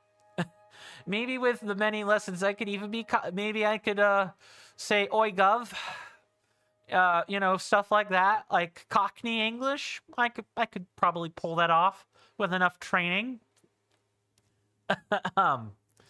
Indeed. Flair Tune says, problem is some don't want help. Well, yeah.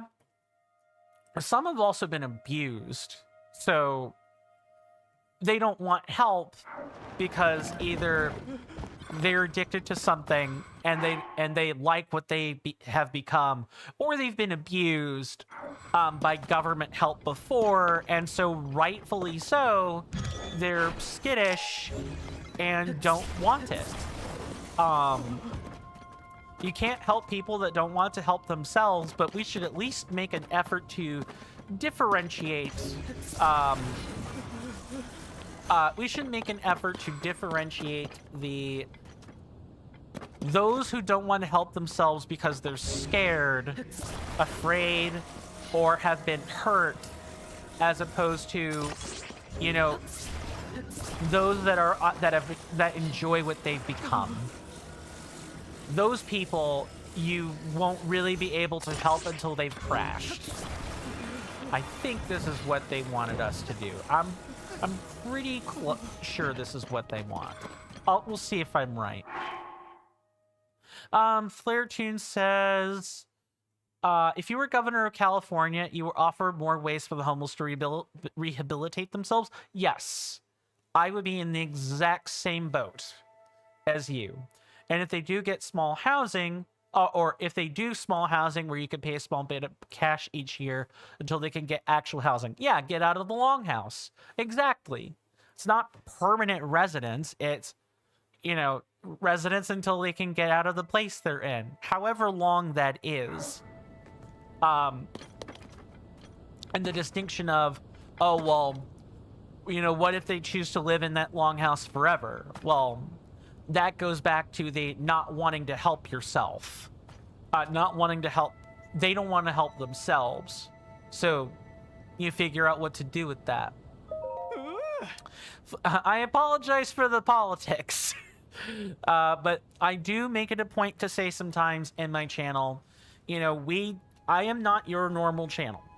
We do not just talk about positive things all the time. We are not always the positive vibes tribe, because I've seen that on various streams. They can be toxic places. I like my approach better, where as long as people are respectful, we can talk about a litany of different things that are both serious and not serious. But the second that people start being hurtful, I'm going to put my foot down, purge a bunch of messages, and issue a warning. Also, certain things can't be talked about due to terms of service, but as well as like laws that pertain to individual countries. You guys know where you live, so you guys know what your laws are. So as long as you follow your laws, I follow my laws, and we follow terms of service with the appropriate tags and measures in place, we can talk about almost anything. That's what I like about Twitch. You don't get that on too many other platforms, especially not on YouTube, where YouTube and TikTok will censor you like crazy. They will demonetize you over the slightest misstep. At least on Twitch, if they don't like something, they mute the VOD. They don't issue a strike or a note or a guideline or something else. Mr. Jason says, although over here, Mr. Coin, you would still need a jam jar to take on the frog and toad. The UK is a lot smaller, but a jam jar is still recommended. Yes, I'm very aware that you still need a car to get around in the UK. There's too many things are built around the design of cars. I can't believe I already have internalized what that is. I'm proud and upset at the same time. Flirchin says politics are very helpful to talk about, as you feel like you don't learn how to talk about it. If one does not learn to talk about politics, it creates grudges. I generally agree with that. It's why communication courses are so important. I took a course when I was attending a 4-year university to get my bachelor's, or at least attempt to get my bachelor's. And he said my persuasive instructor gave me this fine piece of news. No, I don't want the racists to, be jailed for their speech, or I don't want them to be, thought policed. I want to hear exactly what they're saying. That way, I can either confront them or I know to avoid them. And if they do more than say that it's a problem, take your next steps from there. But if you're trying to police people's speech and say, these are the things you absolutely cannot say under perhaps threat of violence, there's a problem. Speech has broken down. Communication has broken down more than it already is. I value that quote very highly. It's a life lesson I've tried to take with me everywhere. Mr. Jason says you can finally play Animal Crossing New Horizons Nintendo Switch 2 edition in real time again tomorrow, Mr. Coin. Yeah, I bet you're literally waiting on your hands and feet for that one, huh? Flirtune says you've seen it firsthand. Well, that part is, social media and like media news outlets, ginning people up and stirring people up to hate one another. And it's working. It's had multiple decades to work. I blame, in the States very specifically. Elsewhere, you have your own entities you have to consider. But here in the States, I blame a lot of this on Reagan, former President Reagan, when he lifted up some of the restrictions for what kind of things could be aired on public media. Very specifically news networks during his time, as well as he started loosening restrictions on who could hold what kinds of company stock. I feel like when those two things happened, we started on a downward trend toward propagandizing our society. It became more polarized. And the polarization really started to seep in, first during the Red Scare and then during the Obama era, when rhetoric was particularly sharpened. And the rhetoric has not been unsharpened since then. Mr. Jason says, oh, Mr. Coin, Carlene, you really make your day? I'm glad. You've always been a generally happy person, good sir, but you love waking up and being able to converse with her? Nice. Nice. To coinverse with her even. Sorry, I had to slip that in there slightly. Flirtune says you feel like you can't trust news networks. Neither do I. I don't feel like I can trust them at all. You're better off getting your news from an unsyndicated podcaster or something, and double and triple check their sources. Try letting go. Oh my god, really?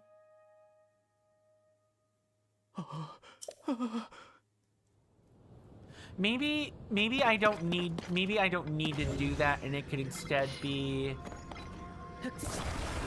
maybe I can center these crates so that it's not falling over. Maybe something like that. Let's see if this adjustment is right. Mr. Jason says, I'm not quite sure if Coinverse fits quite like Cointent and Coinversation. Fair enough. I suppose it is a slightly unwieldy sentence. No, do not fall over.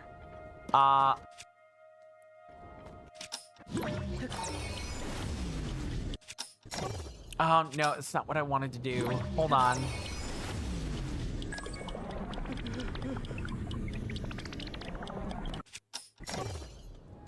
Okay, yeah, that's not gonna happen. The weight is too... Like, the weight is not... What else can I do here? Oh. Well, now I have to cheat. Fine, video game. You wanted me to do this? You're gonna get it. You're gonna get it now. You could be darn sure of that. It is time for the hover stone.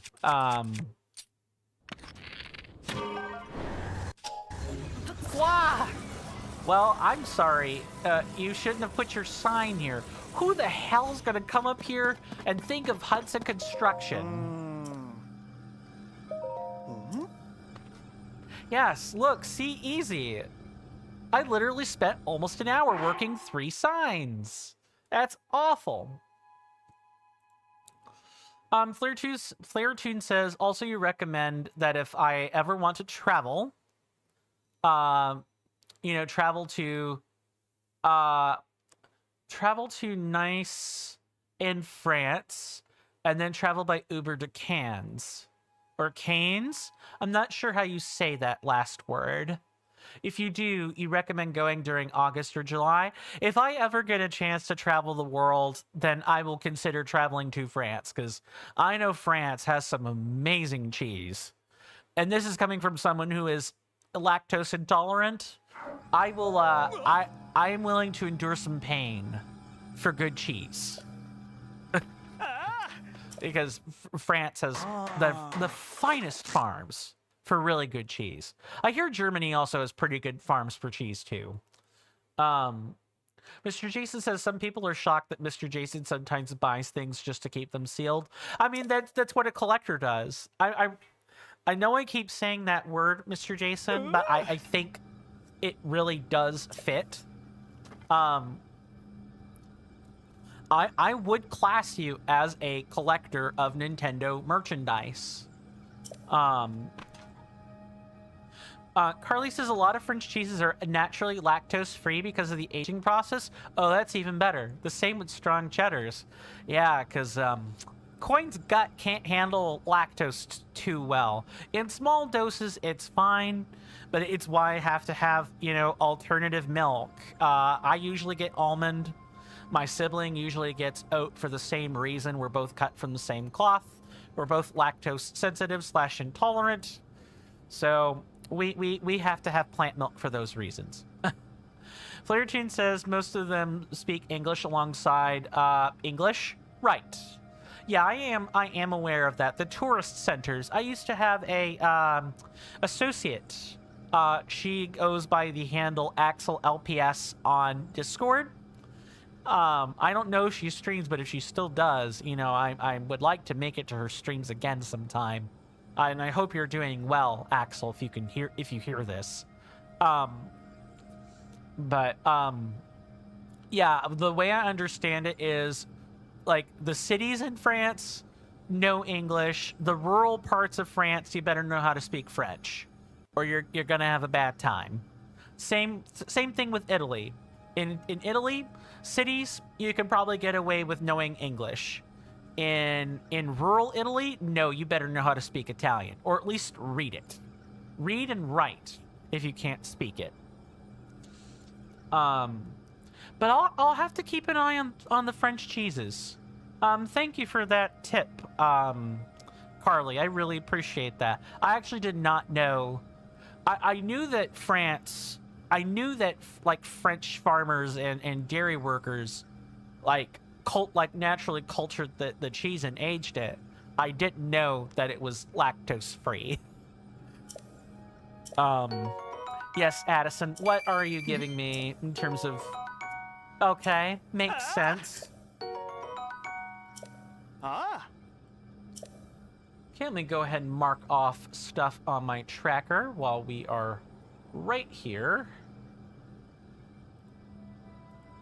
If you guys want to follow along as we're finding all of these Addison signs, do feel free to do that by typing in !TOTK MAP on Twitch.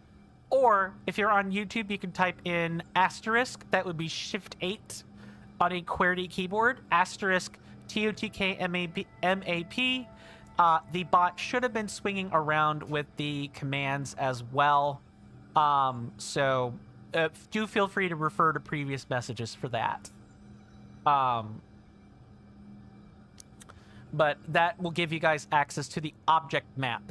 I'm using that to help me find a lot of these signs that I've missed. Carly says, you know the pain of lactose sensitivity. Your go-to is soy milk. You hear that off in the distance, my senators and inductees? That is an ad storm. In about 5 minutes, it'll blow over us, and then we can get right back to the gaming. Thanks. I know I've already chatted away about you guys supporting me for free. You all being here is enough for me, but if you want to support my work further and more directly, I have a couple of easy options for you. Available to everyone through either Twitch or YouTube. You can check right under the Twitch video player in the About Me section or the bottom of the YouTube description. Once on the link tree, Patreon will have a peace-shaped logo, Coffee has a panel, Kick, Twitch, and YouTube have icons next to each other. My Instagram, Blue Sky page, and Discord server take up the remaining icons. Available only to those on Twitch are the other easy options. The bits purchases at the top banner on twitch.tv, spendable for any of the power-up rewards or as direct bits donations on Twitch, or the subscribe button near the chat panel. You'd take my heart out of its Faraday cage if you click on that Patreon or the coffee. But again, you guys simply being here is enough. Thanks for listening to that stuffy and boring explanation. Now, back to the coin tent. Thank you for sitting through that, guys. You guys have been awesome today. Thank you so much for the company so far. I, of course, we will have 2 more hours of that. In about 3 minutes, there will be the next commercial break. We do take those at the top of every single hour that we are live. There will be a little timer above my head. It'll read for 3 minutes at the top of the hour when that comes. During that time, I get up and I go take a stretch. I highly encourage everyone else to do the same thing. It'll make the break pass by much faster. Otherwise, grab a snack, get a drink, or do something productive, or don't do anything. I'm no one's boss. But after those 3 minutes are up, I will, of course, be back at my desk, and we can pick right back up on the gaming.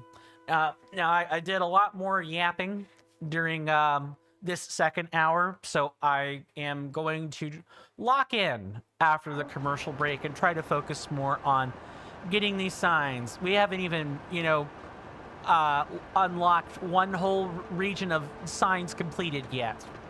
And that's not really good progress for the stream. So we will be locking in after the commercial break. But that said, I do want to catch up on chat before we do that. Carly continues to say, but yeah, you learned not that long ago and was blown away. That's awesome. If I see any French cheeses at the local Walmart or something, I'll have to keep an eye out. Flirtune says also they have specific rules on how you make bread. And if you do so, you're pretty sure the government gives some benefits. That's nice. The government rewards you for making your own stuff. You get punished for doing that here in the States. Not directly, but if you attempt to go off grid, I think that there's a difference between making your own stuff and going off grid. I did not go far enough this way. I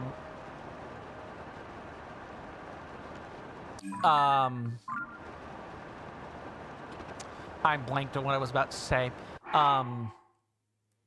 Oh, but like I have heard of stories where people have had gardens, they had solar panels, they went and got off grid, and then someone else, you know, called SWAT. They had those people swatted, and you know, SWAT came in, literally salted the lawn so nothing could grow on it, stamped over all of the pots, you know, trampled all over the crops, just basic and without a warrant, I might add. You can find stories like that on the internet, and you shouldn't read everything. You shouldn't believe everything you read on the internet, but I've read too many cases for there not to be some kind of a pattern. Flaretune says, honestly, you sit through the entire ad break because why not? Fair enough. Like I said, people were free to do whatever they want. Flaretune goes on to say you should have one ad break. The next one is a bit longer, so it's a longer break than the next one. Are you saying to increment the ad breaks? But we can talk about that after the commercial break. Thanks.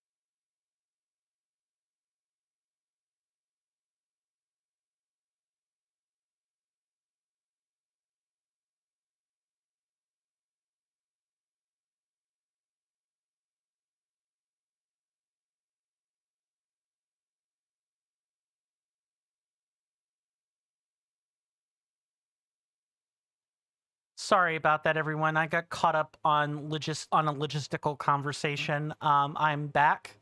I hope we all got something out of our commercial break, even if it is just, you know, the end of said commercial break.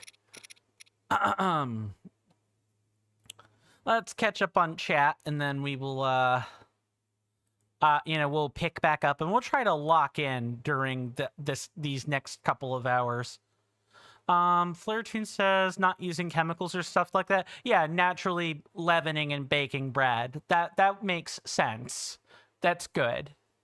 Carly says you got to look for how long it's been aged. The longer it's aged, the less lactose. Huh. I wonder if that's true of that seems like it should be true of every cheese then. So that's like I really need to probably talk to, you know, the folks that I live with about that, because we get cheese right from the grocer, but you know, perhaps if we start getting aged stuff, I can enjoy it and be in less pain,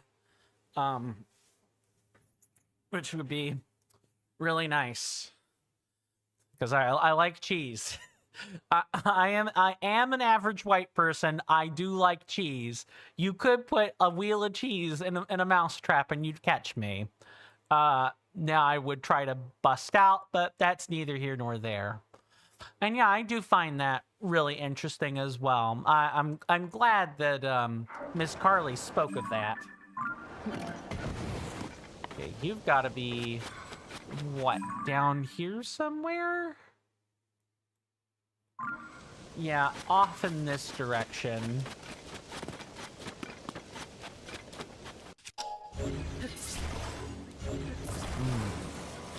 I mean, it's true. I mean,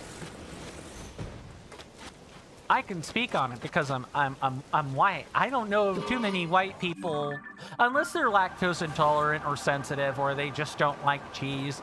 All of the people that share that kind of kinship with me like cheese. I haven't heard of a white person that outside of those categories say, you know, they don't like cheese. I like cheese even though it hurts. Flirtune says you recommend getting cheese imported to you. I'll have to see what I can do. You know, the folks I live with are on well, I might be able to, like, work enough jobs and, like, get a consistent supply of cheese if it... Really? Why does this game do this? Fine, video game. You want me to spend ore? I'll spend ore. It does this every few signs.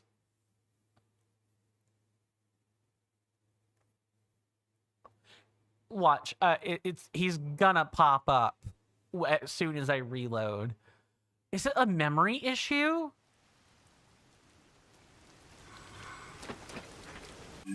Or is it the case of...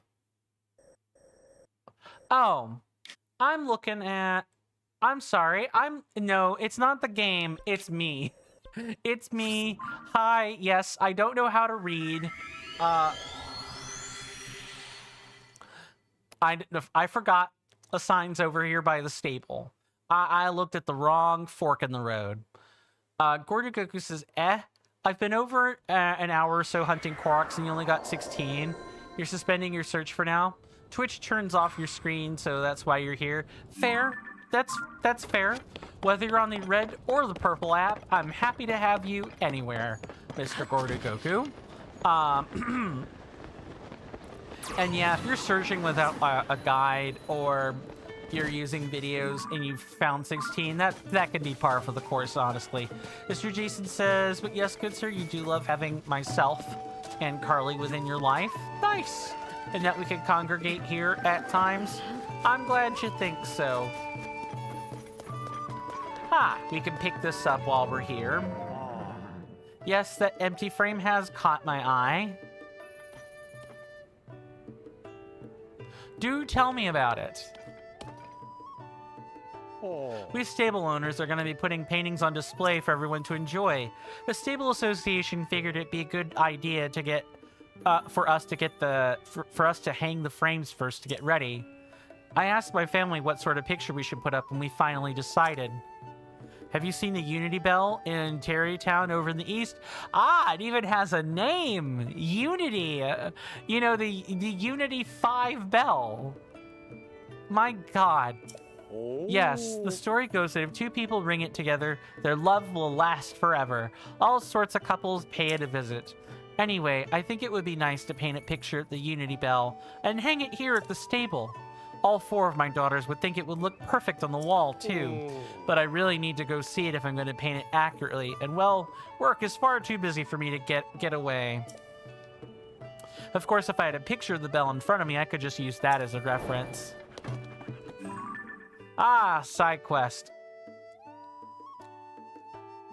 Mr. Jason says, oh, Mr. Coin, if you set up a camera and catch Beetle trying to steal your beetles and hang it up there, would that mean that Beetle has been framed? Oh my God. Yes, it would.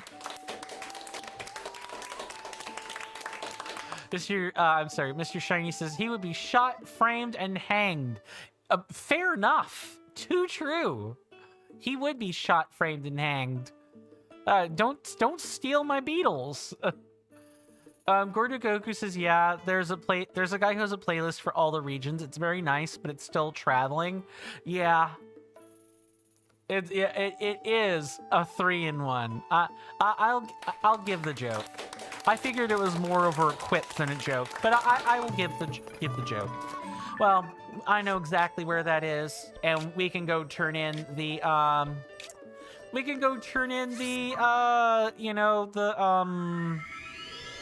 Monstrous Collection number 4. Mr. Shiny says J&P cat trick. Exactly. Exactly.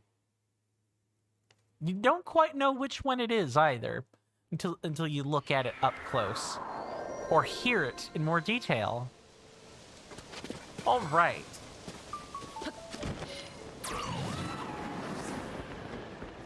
Flirtune says you recommend getting a turbo controller. There's a way of getting infinite bombs.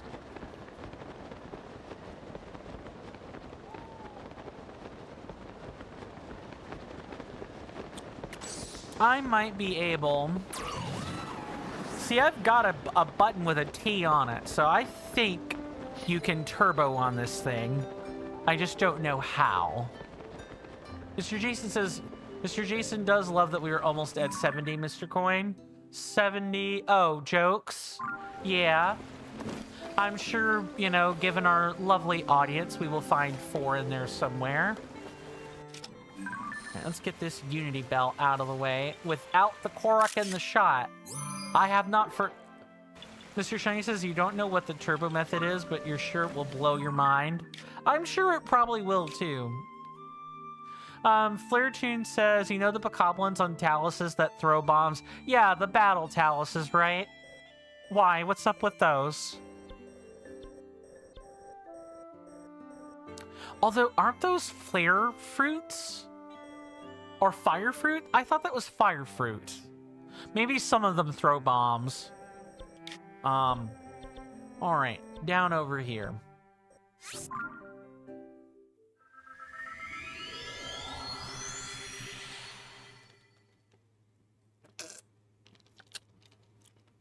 So I'm apparently having hot dogs with chili tonight for dinner, and I really don't want gas for tomorrow. Like, that chili will tear me up. So I asked for some relish, but we don't have any.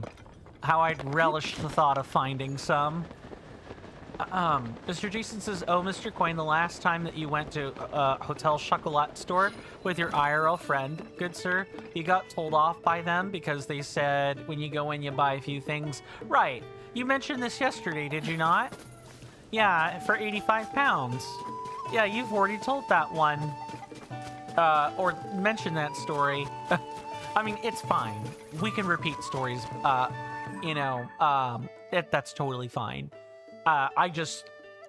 I wanted to make sure that if you didn't know you were repeating something, you now know. Gordo Goku says 2 Talos have bombs. The far east one has a bomb, but you don't remember the other one. Fair. I'm sure I'll be able to like search that information on the object map. By the way, Mr. Coin, yes, Mr. Jason.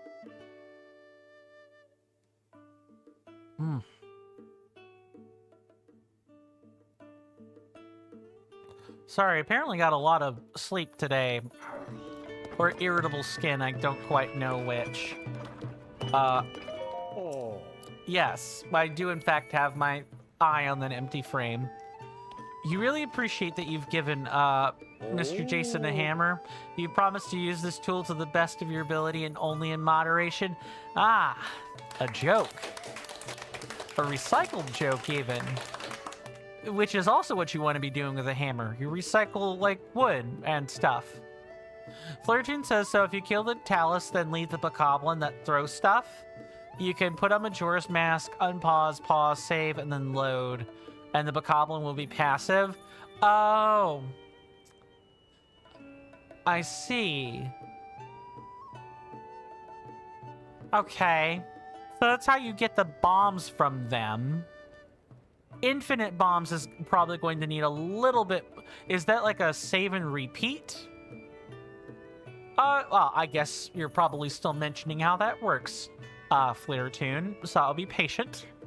Mr. Jason says, you hereby promise to bash bots and gently bonk Carly, good sir. I feel like one of those things should not have been included in that promise, but that is just me. It's said that if 2 people ring the Terrytown Unity Bell together, they'll be granted eternal love. It would make my daughters very happy if I hung up a pretty painting of the Unity Bell on the wall here. Take a look at this. Look at this graph. Oh, did you take a picture of the Unity Bell? Can I see it? You can. May you see it? That depends on me now, doesn't it? Yes, I can imagine that being the case, Miss Carly. Aha, this is exactly the picture I asked for. This will really liven up the look around here. Is it okay if I paint a copy? Oh. Thank you. This sure did bring back the memories. You see, I did ring it once. My wife and I rang it together, in fact. And here we are, still happy together, all thanks to that bell. Now, just give me a moment to whip up a reproduction. Right. Mr. Jason says, this painting truly rings a bell, good sir.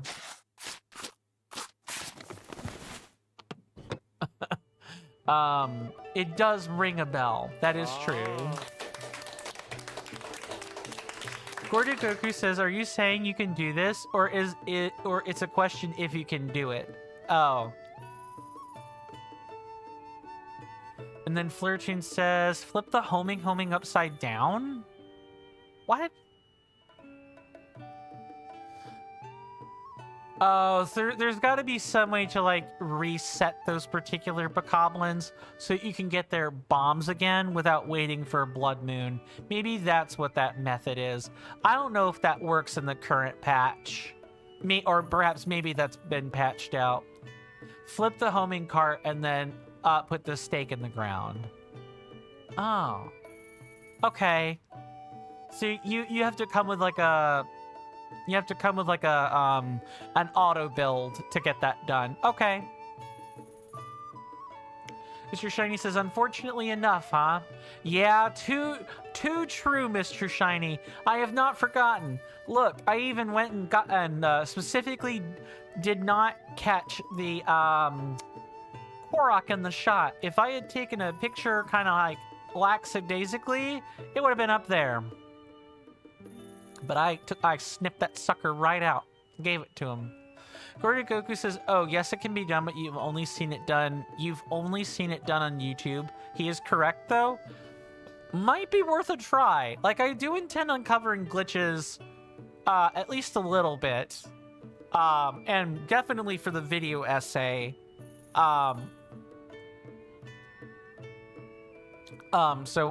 that might be... That'll definitely be worth a try.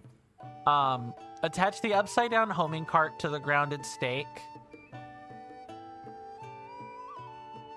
This is still in regards to the battle taluses, yes? It's all thanks to you. It's almost as if I can hear the bell's happy ring. I hear lots of couples have held their wedding ceremonies there. If you ever capture a different picture of the Unity Bell, I'm happy to make a new painting. All you need to do is show me the picture so you could use it as reference. To show appreciation? Sorry, I'm tired. I'm giving you 1 pony point. Yay! For our reward. Oh yes, and please take this too. This dish is a stable specialty. Oh, I could go for some meat stew right now. This game should not have flashed that in front of me. Letting the large portions of choice cuts of meat simmer brought out their savoriness. Oh, Link, it looks like you saved up some pony points. If you'd like to trade them in for a reward, please head to the counter. Thank you for a truly splendid picture. Please feel free to use the stable whenever you want. Mr. Jason says, these stable hands really pony up these points, eh, Mr. Coin? They do. Dimitri, the owner of South Akala Stable, is happy to have a painting of the Unity Bell hung on the stable wall. Still, he's happy to replace it with a different picture of the bell to show him a new image, and he'll make a copy. Nice. Mr. Shiny says out of all places he wanted this. Like, there wasn't a more monumental structure pretty much nearby? Something like a whole bloody citadel? Yeah, he in fact did not want that. He wanted the bell. He wanted a reminder of his marriage with his wife. I think it's romantic, but I don't like that bell. Gordon Goku says he'd take the talus, take out the talus and keep the bokoblins. Doing the cart. Oh, that's what's going on. We'll send the bokoblins to fight it as it throws the bomb at the cart. You can steal the bombs from them. Okay, did I miss that part in Flair's explanation there? Let's see. Right, passive toward me. Okay. No, the explanation immediately jumps to flip a homing cart upside down, put the stake in the ground, and attach that upside down cart to a grounded stake. Okay. Wait, but these bombs, right? Don't these bombs come right from like a bag on the back of their belt or something? So you want me to... Yeah, I'm glad I asked that. Mr. Jason says, oh, Mr. Coin, you've been looking forward to this day for quite a while, and it's basically over. It can't be the... This can't be, like, the last reward.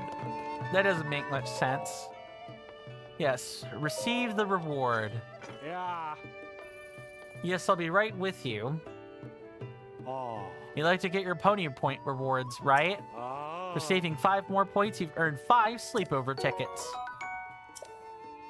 If you save up just 5 more points, you'll receive 3 Endura carrots, a tasty treat for you or your horse. We appreciate your patronage. Carrots? Okay. I suppose carrots then. Flare Tune says, but make sure you don't grab it from its backpack. The thing is, the bokoblin can throw infinite unless you take all of them out of the backpack. Okay, so if you leave them one, then they probably won't deplete it. Interesting. We might have to try that. You know, maybe after the end of the game and like the post-game cleanup. That's probably where I would maybe go over some glitches and stuff. Yeah, because there are a significant number of people here, so let me explain, let me kind of explain what the post-game looks like. So, when I did this with Breath of the Wild, I'm gonna do this here. When we're done, we're gonna first see if there's anything in the game that needs to be cleaned up. We're not there yet. We've got a bit of a ways to go, but I'm putting the preface here so that, you know, we all have something to refer back to when people are like, why are you doing things this way, Coin? Well, look at episode number 98 or 97 for your answer. It'll be right there. Once we're done with that, I did not do glitches with Breath of the Wild, but I will do them here for Tears of the Kingdom. I'll at least try some. And if not, we'll like review footage that other people maybe have sent to us with them executing glitches, and we can at least review that footage then.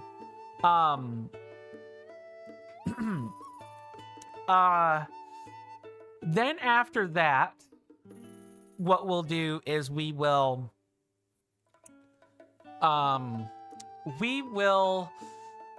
go to a website called the Cutting Room Floor, and they have an article or they have a web page specifically for Tears of the Kingdom, that will have all the stuff that didn't make it into the game. We'll peruse that. I'll give my closing thoughts. If you guys want to give your closing thoughts, you're more than welcome to do so, either on the LP or the game itself. And then we'll finally move on, because what'll come next after that is the video essay. And that's going to be a long form, I'll ship it to you guys when it is ready. Flirtune says, so with good positioning, you can activate the turbo, immediately take it out of his hand while not taking any from the backpack. Okay, so I need to figure out how to get the turbo working on the controller before I try that, is what I'm understanding. If I don't know how to make the turbo work, there's no point in doing that. Gordo Goku says it's hard, complicated, because you have to not kill the bokoblins, plus you only want one bokoblin, then you have setup. Consult YouTube for sure, not necessarily a glitch. Yeah, this seems more like behavioral interaction. Yeah, just complicated. Let's just say you won't be trying it. Well, that'll be what people can live vicariously through the stream then, is what I'll say to that. Flirtune says it's simple after setting it up. I could imagine that.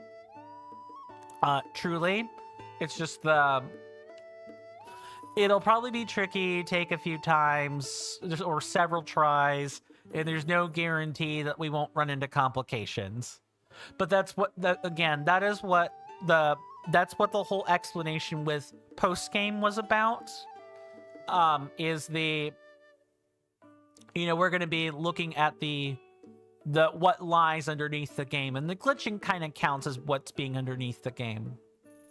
Mr. Jason says, oh, Mr. Coin, a really nice subreddit to check out is r/fryup. What the heck is that? You've piqued my intrigue, as I'm online on Reddit a lot.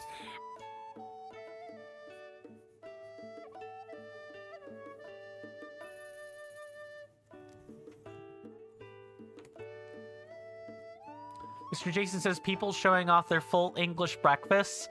Ah, I see. I guess if I just want good food, yeah, full English breakfast sounds fine enough to look at. I know of a funnier place that you could see all kinds of food, but you're going to get more than the food. Carly says, you love a good fry-up? American breakfasts just aren't the same. And they're different depending on which region of the U.S. you're in.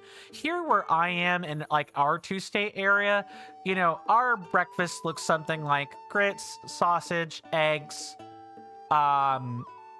toast. It could be French. It can be very decidedly not French toast.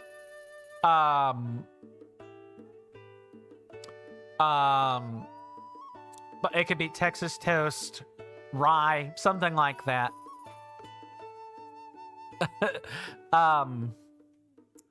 And maybe a glass of orange juice. That's usually what goes in a breakfast, in an American breakfast. Okay, there's lots of stuff going on. Gordo Goku says, but I'm sorry. Flaretune says there's one with iced choo-choo jelly somewhere in Heba or Mount Lanayru. So that must be how you help set it up. Or you're saying, oh, you're saying you can do that with all of the battle taluses. You can literally set that up for infinite chuckable material. Okay, I've parsed that correctly now, I think. Very good. Gordo Goku says, but the funniest thing is that's not a glitch to take a Zonite machine and scare off certain enemies. That's hilarious and not easy to do. Or, not that that's hilarious and easy to do. I'm not sure what the end of that sentence is supposed to be, being honest. Going over to the purple app for a minute. Mr. Shiny says, no offense. Oh, that's directed at Mr. Jason. Full British is the only British meal you would enjoy. What? Carly asks, what on earth are grits? That's something we use to get rid of snow. I'm pretty sure, I believe grits are like cornmeal flour, if I'm not mistaken. 1 second. I know what they are enough to eat them. I don't know enough to describe them.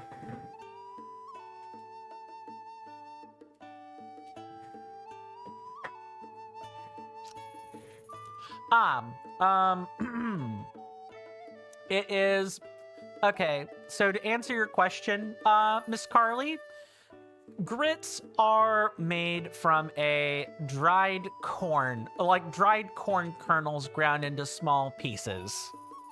They can be made using whole kernels or from hominy, which is corn treated with like lye. So you can have like fine grits or coarse grits. You can also have polenta, which is, you know, like a corn-based, like, I should say, it's a cornmeal preparation with other corn added. Yeah, it's kind of like porridge. That would be the best way I know to describe it. Let me get you an image of grits so you know what I'm talking about.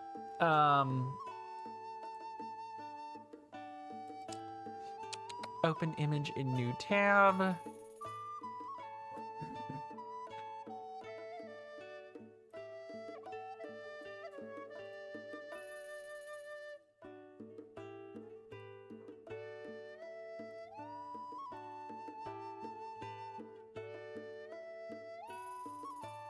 There you go.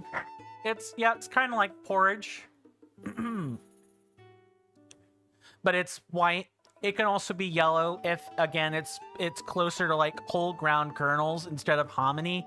Hominy, or like partially ground kernels, is more of like a creamy texture and consistency. It's generally flavorless, is how I would describe grits. You need to season them if you're going to eat them. Let me catch back up on chat again. Mr. Jason says, oh, Mr. Coin, in the winter with snow gritters. UK councils like to give them funny names. One snow gritter has the name Control Salt Delete. Fair.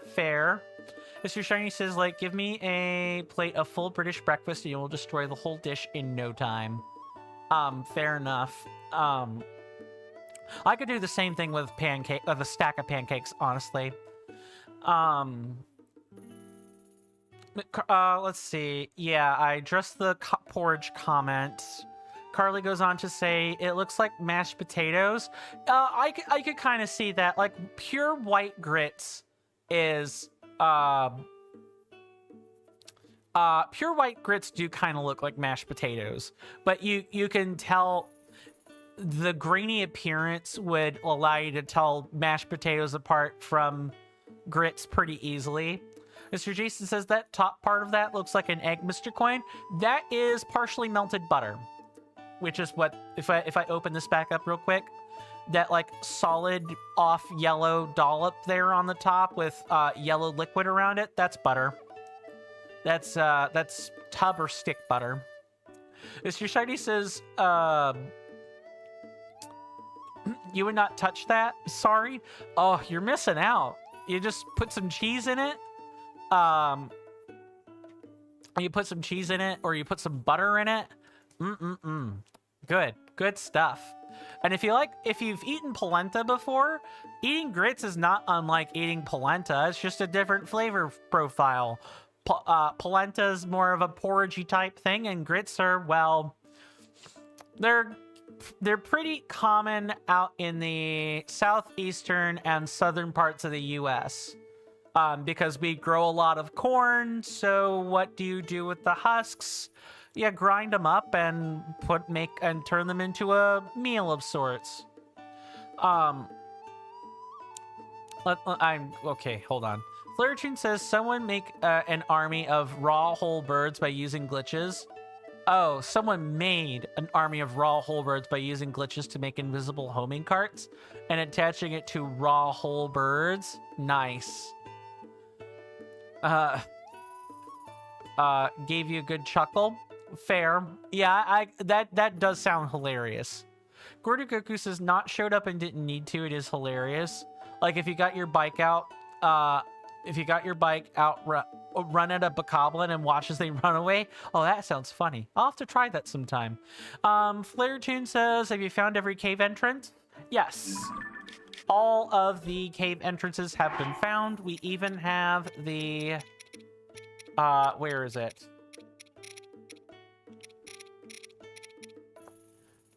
Hold on. It's around here somewhere. Yes. My paraglider is outfitted with the fabric you get from Colton after you turn him into a Satori, like he asked you to. Mine is outfitted with that.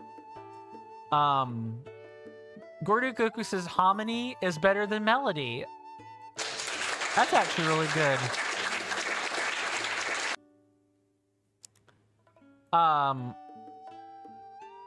Flirtune says you're gonna go try and get some rest. Very well. Thank you so much for stopping by, Flirtune. It was good to see you.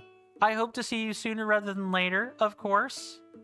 It's the globe in the middle. Globe. I feel like I should know this and I don't. Also, we can bring that out for the time being. Flirtune says you need every cave entrance for 100%, not just finding one of the entrances. Yeah. I've gone through all the entrances as far as I know. And the only thing I'm missing is a single chasm entrance, as far as I'm aware. And that chasm entrance is locked behind story as far as I understand.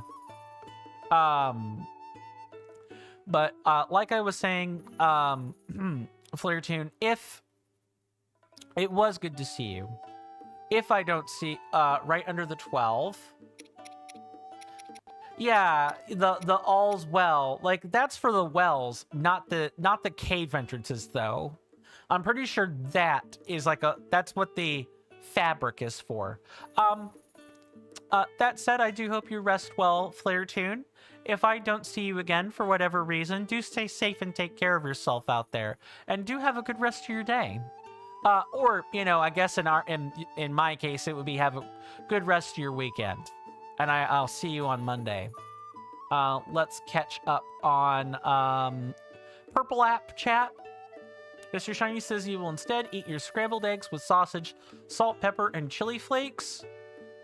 We usually with me, with like whenever we have grits at the house, we can have them on the side along with those two very same things. We also have a lot of scrambled eggs and sausage in either link or patty form. I kind of prefer like the whole link form myself. And the grits are off to the side with butter mixed in.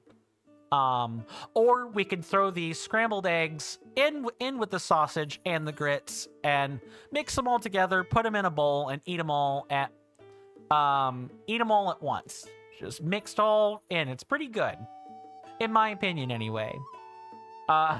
Mr. Coin, funny snow gritter names often use puns on pop culture, song, and celebrities, with popular examples including Spready Mercury, Fleetwood Mac, Britney Spears, Your Blizzard Harry, Gritty Bang Bang, Albert Einstein, Sir David Attenborough, Gritter Thunberg, and I Want to Break Freeze. Frost gritters, huh? Very well. You see two Freddies in here? Yeah, I do I see one of them. I don't know where the second one is off the top of my head. Mr. Shiny goes on to say, you shall add another idea though. Aussie Frostborn even. How about Freddy Frostbear? I don't know. I'm kidding. I don't like to invoke Fazbear's name too much around here, but I couldn't help but think of that one. Gordo Goku says, oh, I thought that's what you said. No, I was talking about the paraglider. I was looking for the fabric that's attached to, like the separate fabric item, but I don't see it, which means that, you know, it's here on the paraglider itself, probably to save entry space if I had to guess. But that's neither here nor there. Now, where is our good friend Addison? He's right there. Oh, that's one whole piece. Huh. Okay, that's kind of cool. Oh, and Addison, you've even done a halfway decent job. Nope. We're gonna stick two of these together. Oh, we actually probably need, all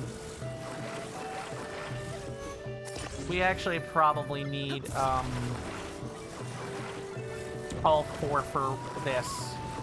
Because I don't think two pillars are going to hold up that structure super well. Like so. Take this, put it on the top. I think. Let's see if I have it right.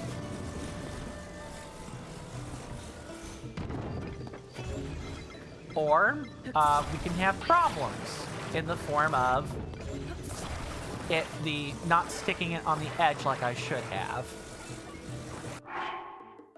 Gordo Goku says, oh, I thought you went to put it on in the dye shop so it would be the inventory, but it wouldn't be in your inventory. My god, I can't talk. I bet that's what happened. You're probably right. Which definitely means I would have to, like, go talk to Sage to see it. Oh, it's you. Thanks for your help earlier. Yep. Let go.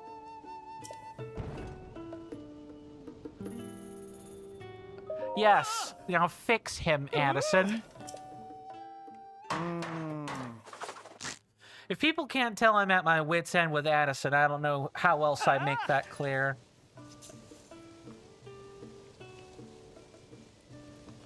Mr. Jason says, oh, Mr. Coin, sometimes my Nintendo Store UK really does really well with pre-order bonuses, and then they do ones such as a tennis ball with Mario Tennis Fever. You win some, you lose some. Is all I can say to that. Gordo Goku says, or the dye guy. Yeah, the Kochi Dye Shop. And I believe the guy's name you're looking for is Sage. Mr. Jason says, also, you will just mention you don't have It's acknowledged. I generally acknowledge them. But your leader will do literally everything but make America a good place. I agree. AKA the whole Greenland situation. Yeah, I'm really mad about that. But I'm utterly powerless to do anything about it. Other than be mad and, you know, vote in the midterms. Rudy Goku says, oh, you don't claim to know everything? You appreciate me? I appreciate you, good sir. Yeah, I'm thoroughly disgusted with what's going on. This is just a little factoid about our, you know, our dear 47th. His favorite president in the whole wide world is Andrew Jackson. For those who don't know who Andrew Jackson is, like you're not familiar with American history, or not familiar enough with it, Andrew Jackson is on our $20 bill. Like that's whose face is on the 20, is his. What is he known for? The Trail of Tears. Because back during that time, we were continually taking land from the Native Americans. And up until Andrew Jackson took office, and probably sometime in the middle of him taking office, he had devised an event to march the Cherokee from their spot in the East Coast to their reservations in the West Coast. Mr. Jason says, oh, Mr. Coin, you know that it's early, but you're going to head off as you're incredibly tired today. No worries, Mr. Jason. It was good to see you, good sir, as always. Do rest well and be well, my lovely senator. It was a pleasure to see you. If I don't see you again, you know, sooner rather than later, Mr. Jason, for whatever reason, you know, do stay safe and take care of yourself out there. Go and go rest. You've earned it. Getting back to the like, I wouldn't call this a history lesson. I would call this a added context for Andrew Jackson. This man would orchestrate the event known as the Trail of Tears, where the Cherokee the Cherokee Native Americans, or the Native Americans of the Cherokee tribe, were literally put up in manacles or shackles and forced to march from where they were camping to where they would ultimately be put on reservations. The courts at the time deemed this absolutely illegal. And Andrew Jackson more or less said to the courts, well, what are you going to do about it? I don't recall the court having a standing army. Since they don't have a standing army, guess what you can't do? You can't do a thing except watch. Welcome on in, Mr. Clabus. Good to see you. Hopefully you're doing well in both body and mind, good sir, and I do hope you enjoy your stay. You've come in on me explaining Andrew, the former President Andrew Jackson, to people. Because we were just talking about Greenland.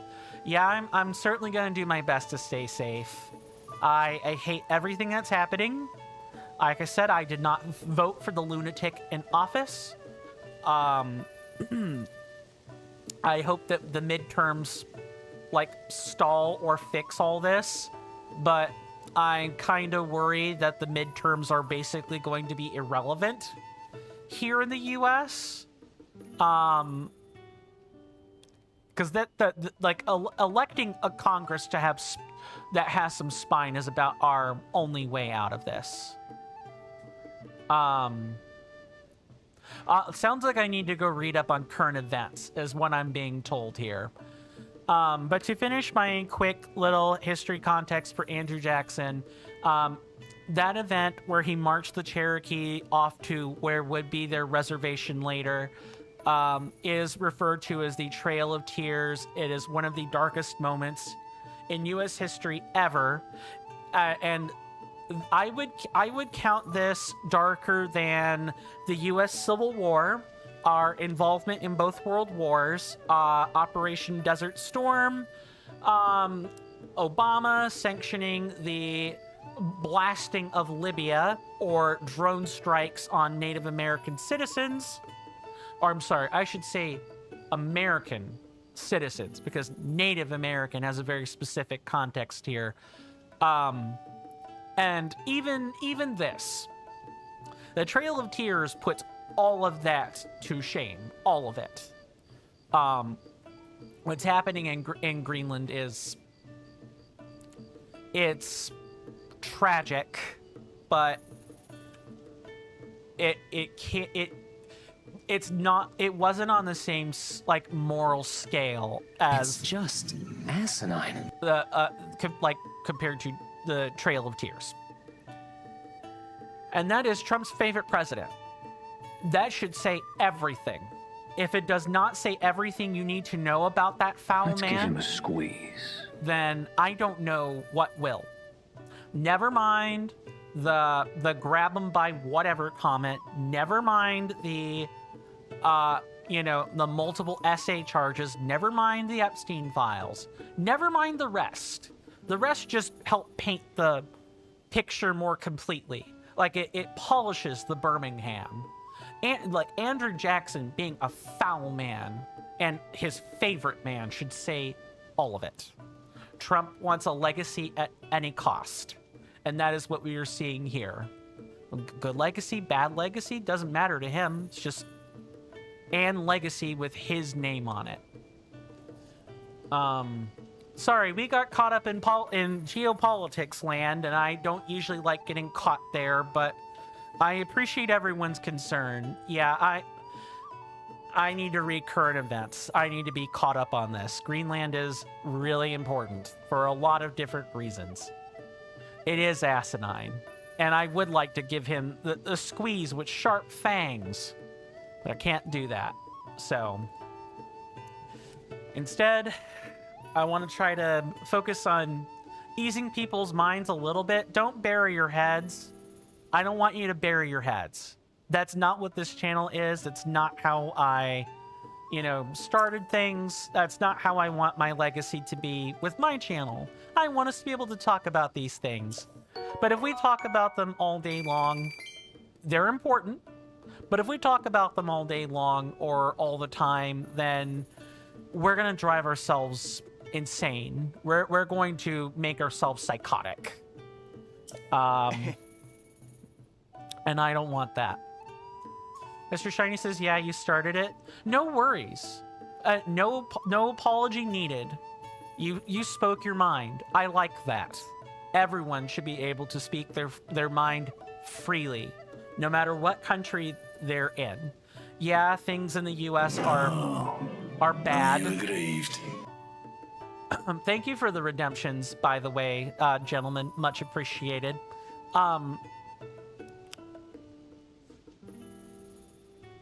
How do I word this next part? Things that America is doing are bad. But at least, and the small consolation is that I can talk about it. In some places around the world, you can't talk about it. Just saying it will get you killed. Try talking about the Saudi royal family. If you're a resident in Saudi Arabia, you will be taken off for execution. If you speak ill of the religion of Islam there, you will be asked to forcibly convert and repent, or you will die.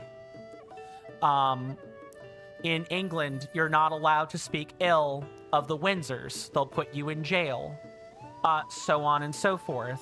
There are a lot of countries that don't have freedom of speech laws, or their freedom of speech laws don't cover everything. I would like for one day, if I want to be known for, if I could be known for anything, I want to at least be known to have stated the sentiment. I would like for us to one day as a species be free to talk about anything, anywhere, at any time, as long as that speech is for the purpose of good. As long as it fulfills the common good, the human good. and people should not be persecuted for simply speaking the truth or challenging power and authority. That's what I would like to be known for having said. And although it has been immortalized in video form, you know, the internet isn't forever either. You know, people can cut the cables, they can sabotage the boxes. So I want that seed planted in people's minds, that's how I feel. Gordogoku's mind is love all and let God love. Amen, good sir. Amen. But make sure we separate the false actors that operate out of hate or malice and separate them from the true believers. Because those people that I've referred to would be the Pharisees, and Jesus would have already flipped the table at them, among other things. Nice. I actually could have used some stamina food earlier. Oh. So, how's the weather? This is a lovely conversation we're having. How's the weather? How's everyone's gym routine? What are your plans for this weekend? That kind of thing. Just to kind of like continue the conversation. You hear that off in the distance, my senators and inductees? That is an ad storm. In about 5 minutes, it'll blow over us, and then we can get right back to the gaming. Thanks. I really appreciate everyone's time that they've spent here. It means the world to me. It would also mean the world if you could electrify my algorithm by following my Twitch channel, subscribing to my YouTube channel, liking the video and or streams on YouTube, and even leaving a comment. Doing all of those things ensures that when I zap your feeds with a live or a long-form content notification, you don't have to worry about missing any quality content. Thank you guys so much for sitting through that.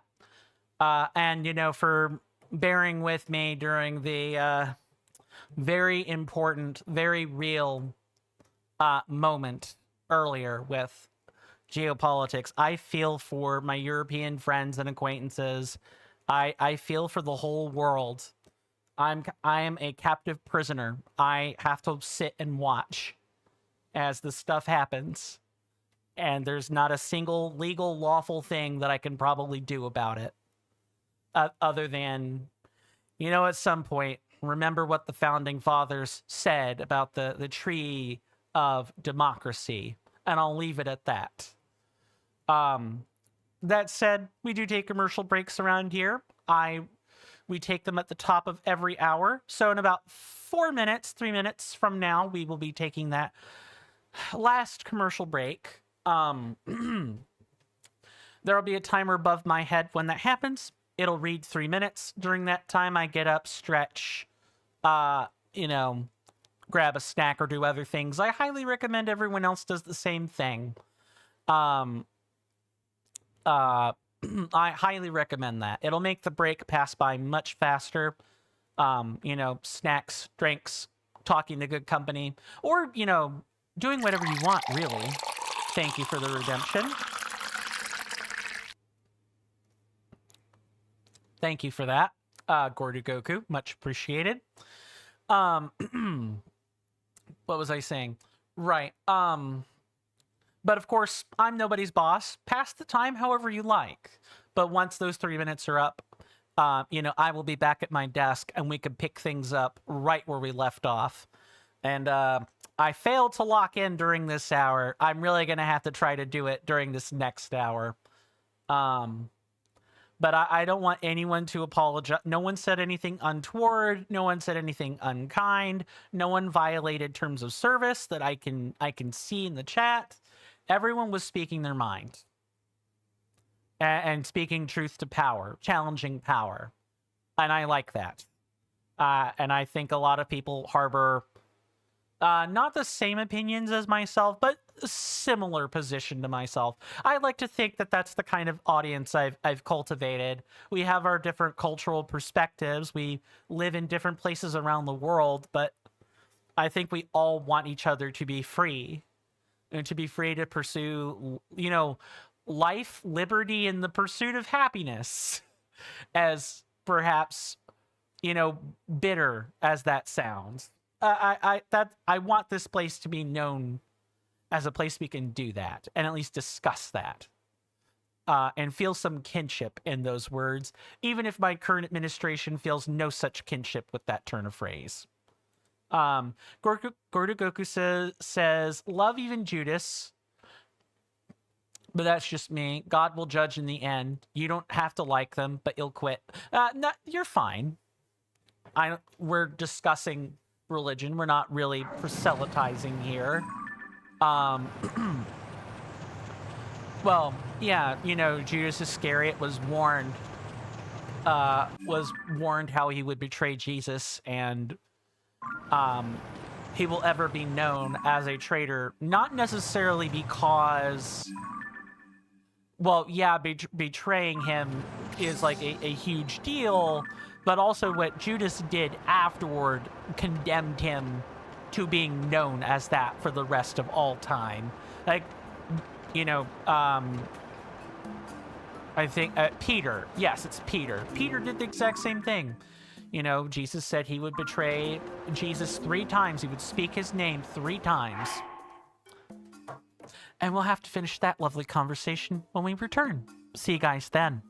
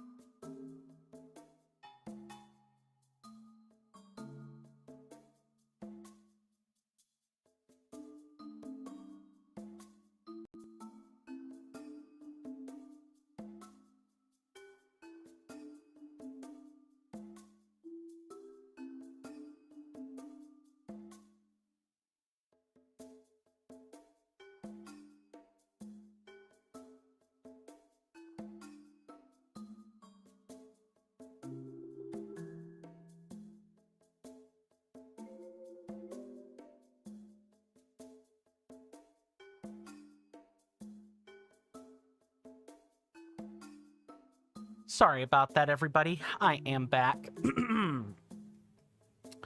So where was I? Let me also catch up on chat here.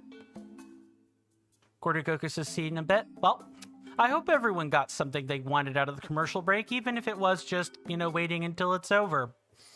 That kind of thing. But yeah, Judas was not the only one to betray Jesus. Peter did too, but Peter repented and atoned for it and was not remembered forevermore as a traitor, whereas Judas did not. He, you know, he took his own life over that and hid like a coward until he did that. So he will be forever remembered as a traitor. Not only for the thing itself, but what he did afterwards. Like, people often, I think people forget a lot of the time that the story of, I'm doing the Stormwind Shuffle, so let me not do that. Where I need to go is up here.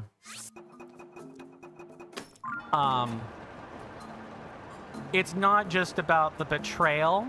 The betrayal is a good chunk of it, but you know, it's the events before that kind of determined who Judas was as a person and what he did afterwards. You need the full picture, or else, well, yeah, of course you're going to remember that, you know, Judas was a betrayer. He, you know, sold Jesus out to the Roman Empire. Like, that's the part that sticks in everyone's heads, and the rest of the details kind of get lost in the sauce because most people don't care to read the scripture perhaps as much as they should, for, at least for the ones that you know, that believe, right? Like, I think it's important that we refresh the knowledge on our scripture from time to time, something that I of course need to do myself. We're going to do this.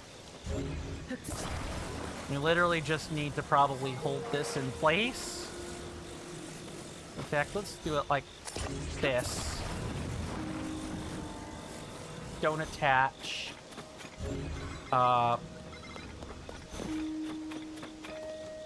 Yeah, okay. I see what needs to happen.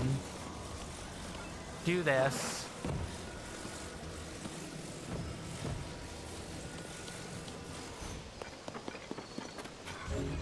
Slide it in a bit. Oh, actually, it's not going to let me do that. Oh, because it's butted up against this. Okay. Got it.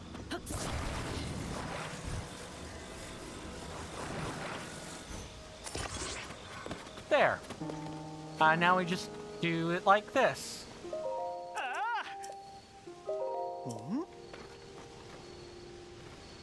Nice. Get him on the thing quick. Mr. Shiny says you're not a religious person, so you treat it more like a fantasy book. That's fair. That's fine. You're totally allowed to do that. How do I word this next part? As someone who is a Christian, a non-Celtic druid, or perhaps better known as, you know, being part of the order of bards and ovates, I would be considered an unclated or unofficial member. I do not only obey the tenets in the Bible, and I treat it like a guide, right? Treat others how you want to be treated.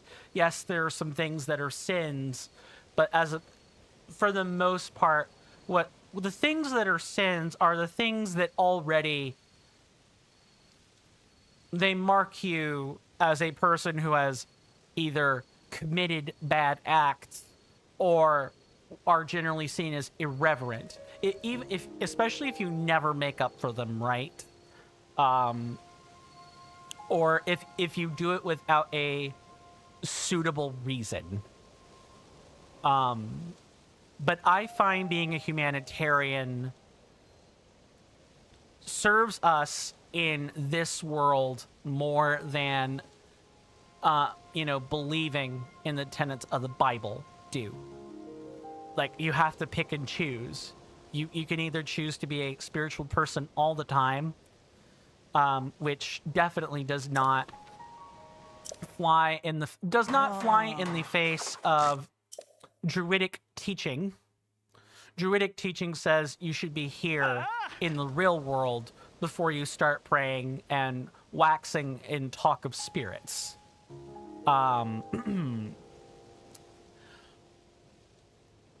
Or to engage with the metaphysical. To use like the modern day parlance, it would be to engage in the world of the metaphysical. You first focus on the real world, and only when that is satisfied, your needs are taken care of, and you served the needs of others as best as you are able to in your own life, can you then turn to spiritual nourishment. It is important, if you need spiritual nourishment, that is, but it is not so important that you forego the physical world in order to engage in the metaphysical one. And for me, that means being a humanitarian, fighting for people's rights, voting in order to secure people's rights, and to put people in offices that will protect and enshrine those rights in laws that cannot easily be upturned with a stroke of a pen. To engage in cementing good cultural value that further reinforces and enshrines those rights in public opinion and in public practice, not just in law, not just legally, but morally. To follow to put it as Plato would put it, follow the path of the philosopher kings, right? Those with the wisdom to lead and have accumulated knowledge on how the world works should be the ones that lead they should be heroes, as the Bible would put it. The world will be inherited by heroes. We need to help put heroes in positions where they will steward the earth.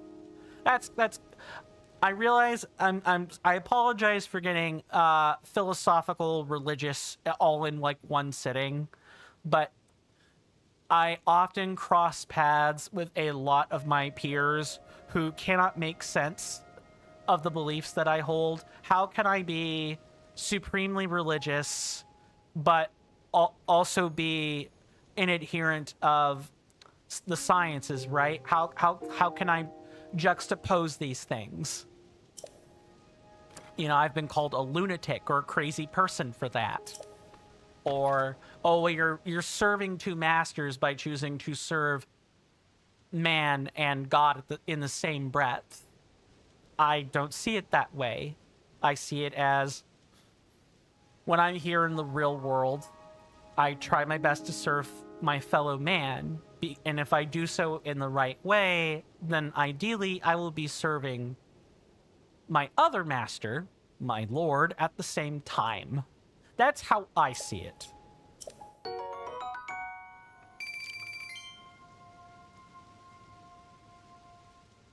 trying to think if I want to take this further. I probably don't. But I have talked about religion on this channel before. As I've said once, I'll continue to say it. I am not only a good vibes gaming channel. We do try to talk about the deeper things around here. Let me also make sure I've not missed chat in other spots. I have not. And I might have garbage L takes. I might have... we might have spots where we disagree. As long as the disagreements are over what I would consider issues not related to human rights. Human rights are typically not up for debate. Not typically. How they are administered, adjudicated, and enshrined can be, but the concept and adherence to what a human right is very much should not be. We should all kind of want the same things, or at least want the spirit of the same thing. The spirit of the law versus the letter of the law. You guys get where I'm going with that. And as I've told my dad a number of times, if I contradict myself, then as a famous person once said, I'm forgetting his name, but I know he said it, then I contradict myself, and therefore I contain multitudes. Mr. Shiny says, doesn't Christianity literally say that you will love your God with all heart and spirit, as well as love a fellow man like you'd love yourself? Yes. You love a stranger as though they were your own flesh and blood. If they aggrieve you, then you don't have to forget them, but you should forgive them if possible. But yeah, you're absolutely correct. And one thing you're going to hear Vance say, because Trump is the, how do I word this? Trump is the secularist in our office. The religion is the edifice upon which he practices his other beliefs. Vance, on the other hand, is the actual demagogue sitting in the right-hand seat.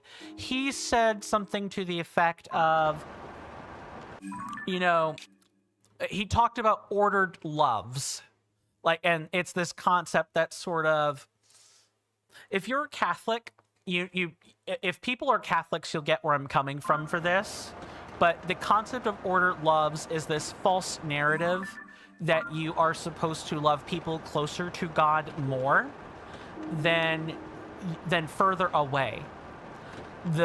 And ordered loves sounds rational on paper because you know, looking at it from the outside in, and you think about it for a minute, you'll say, oh, well, I don't trust strangers as much as I trust family and friends, right?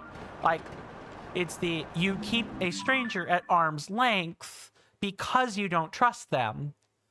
But it entirely ignores, this concept entirely ignores the whole premise upon which, you know, Jesus Christ was put to the earth. Why he was born here. He was literally put here to show us what the law of loving a stranger, loving a fellow man like you love yourself means. He was the guy who hung out with sinners and those who, you know, contracted leprosy. He did cure them. Like, at least according to what the text says anyway. Whether or not he actually cured leprosy can be up for debate. But that is what the scripture said. You know, he cured the blind, healed the sick, that sort of thing. Which is very much sounds like loving a stranger, loving a fellow man like you'd love yourself. Because if you love your fellow man like you love yourself, you wouldn't want them to be blind or to suffer in leprosy, right? You would cure that. At least, and if I were to put myself in those shoes, I would also seek to do this. I do not know if... Hold on, I need to turn around, because I'm not sure I get to talking, I get to yapping, and I forget what I'm doing sometimes. Now, I am not...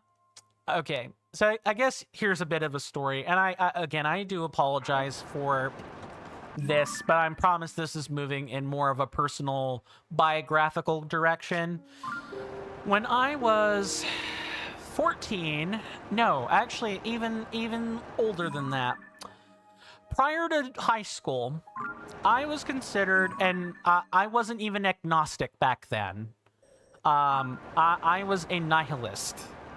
I was someone who didn't really believe life had any meaning or value. I wasn't a mereological nihilist, which believes that they sort of believe that, you know, life has subjective value and it's up to you to make the most of it. It has meaning because you put meaning in it. I was a nihilist half-baked. I just didn't find value in anything at the time. You know, and this was kind of how I lived for a while. In high school, when I became a senior that year, you know, in 2009 was when that happened. my particular school was known for conducting something called the Senior Project. It's associated with your English class, and it is worth 25% of your grade. It basically determines whether you get an A or a C in that class, straight up. It's that big. And the goal of the Senior Project was to either learn a job skill, like do job shadowing, and then write about it and make a presentation in front of a panel of 6 judges, or, you know, you were to do something that you ideally had never done before or had never explored a facet of before, give a presentation on it to your peers, and then give another presentation to a panel of 6 judges.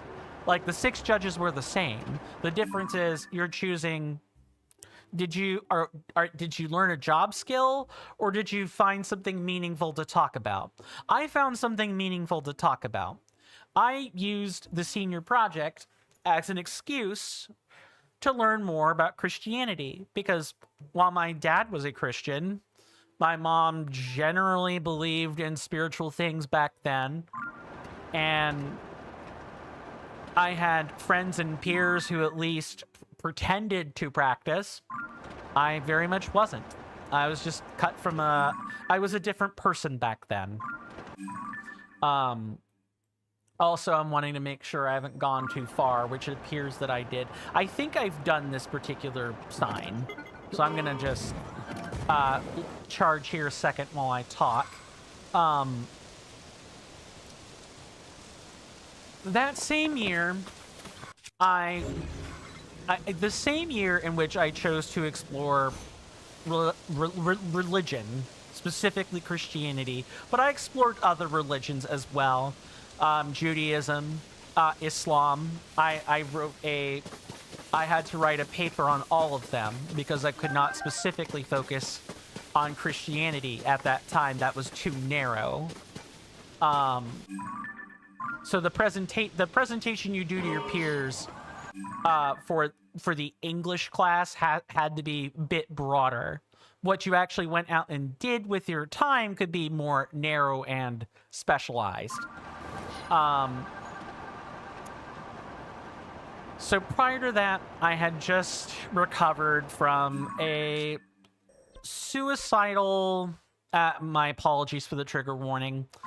I hadn't committed suicide or anything, but I had thought about it as a kid, you know. Again, just not believing that life had its own value. Like I said, very different person back then.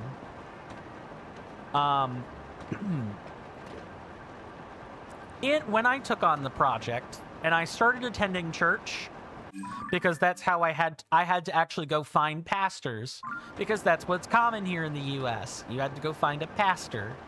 My specific focus was how, you know, different sects or divisions of Christianity practice their faith differently. You know, level of adherence or respect toward okay, I have in fact done that one. We can move on. Adherence or faith toward church tradition, religious tradition, and so on. Some sects, you know, obey the Eucharist and follow Lent. Some don't. Some don't care about that. Some baptize, some don't. You guys kind of get my point there. I went and presented my findings to a panel of judges for that, and I got a good grade on it. I made like some A's, some C's, and like an F because someone was judging really harshly, which is about what happens in the midst of all the senior projects. They ask actual professionals to come in for judging. It was a big ordeal, really big ordeal. I don't know if that school does it now, but it's kind of it was a big ordeal back then. When I had an acquaintance who became a friend then, who helped me find pastors to job shadow with. I ended up finding a few people to help me out. I toured a number of different churches I went to a non-denominational church. The friend that I referred to earlier took me to a Baptist church. My own English teacher for that class invited me to tour the the Presbyterian church with her. I was able to sit in for a service or two, and I had a case manager back then. I had an individual education plan back then during that time, and so my case manager said, hey, you know, I'm African American, and you know, I think it would be really useful to you if you could get to tour the inside of an African church.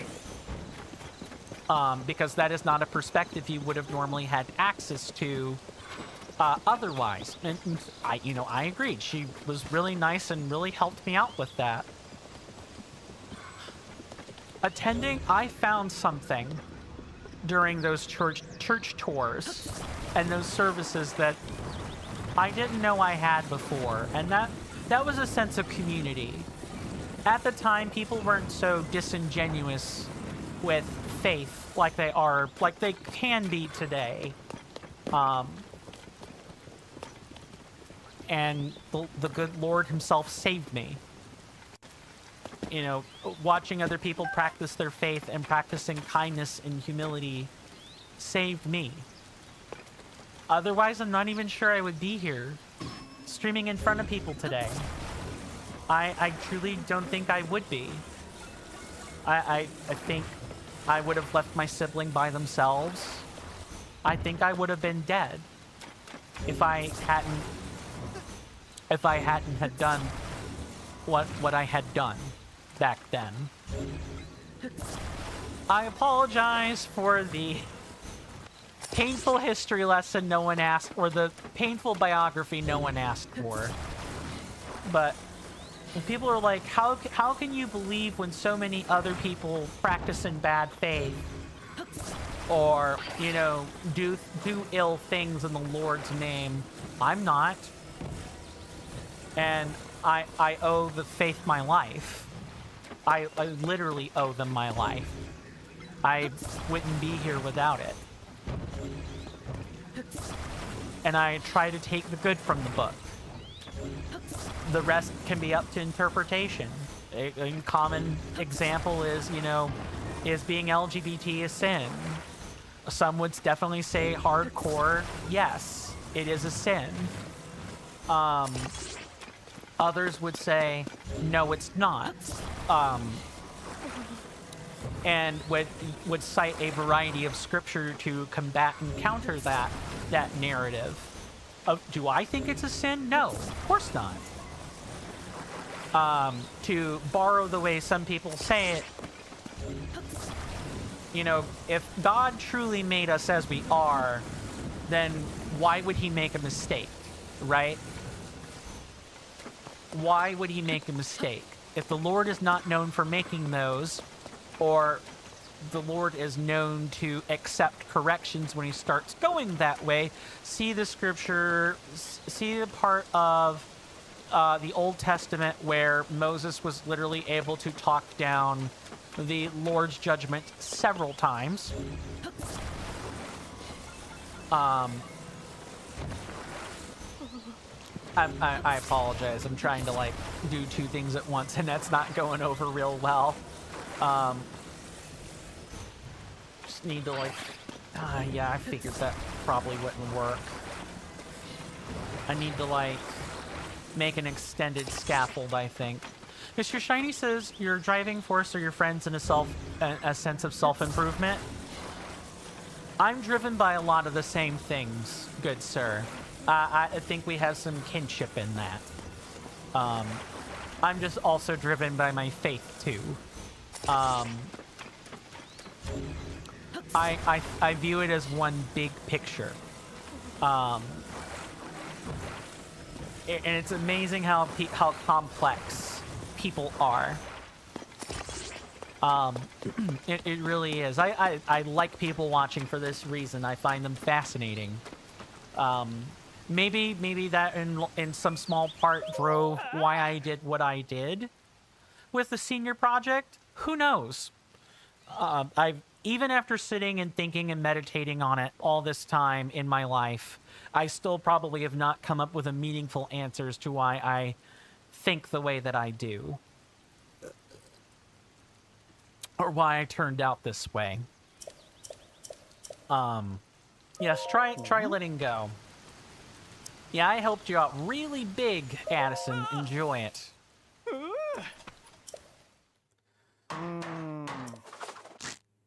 I'm trying to think of where I would go next with this. If I were to have such a crisis like that, you know, in 2025 or in the 2020s, you know, I'm sure I would have turned out very differently. Maybe I would be more secular, more agnostic, or maybe even not religious at all. I don't know. But that's not how things are. That's how things could be. You know, the road less traveled, the path not taken. I wouldn't be who I was today. I wouldn't be the man you see before you without having gone through that tribulation. And I'm very comfortable in my faith. I don't even care if I get into heaven. I don't care. I care more about making sure I am in good service to my fellow man. I don't do good works to do good works. I do them genuinely because people need them. Right now, that is sort of the reason I'm part of the... That is at least part of the reason why I continue to sit with the veteran support group. You know, I believe in the cause of helping U.S. veterans. A lot of them have been scarred by PTSD, other traumatic stressors, and the government often doesn't look out for them. I at least support in principle what my support group wants to do. It was just up until this year, you know, there were no other binding factors. There was no reason I was even thinking of leaving. But now, a brick wall has happened. A man has taken office who cares not for good works and good faith. He's about himself. And it shows and manifests in, unfortunately, very tragic and very wicked ways. Mr. Shiny says, yeah, you have respect for religious people as long as they are genuine and don't use it to hurt others. Yep. I treat atheists the same way. I'm good friends with one. I know how he feels about his spirituality, and he knows how I feel about mine. We often disagree. We often disagree on often the omnipotence or lack thereof of God, or, you know, why the world is the way it is. But I do not let those arguments define me, and I don't let my bad faith peers define me, because you're right, quite frankly. There are people who are not genuine and they are there for glazing their own name. They are there to service themselves and make themselves look good by cloaking their evil intentions in something good, or in something that can be good. You know, bludgeoning people with beliefs when those beliefs look cozy or comfortable. A blunted mace is still a mace. You still hurt people with it, even if you are holding back. I even have respect for Satanists. I say even. I should drop the even there. I do have respect for Satanists as well. You know, those are people that sit directly across from me at the spiritual table. A lot of Satanists, not all of them, some do genuinely worship Lucifer, but a lot more of them are simply skeptics of religion. They are skeptics of religious dogma, and that is where I find a lot of kinship with them. Is religious dogma can be used to oppress, suppress, and it has been used to oppress and suppress people. And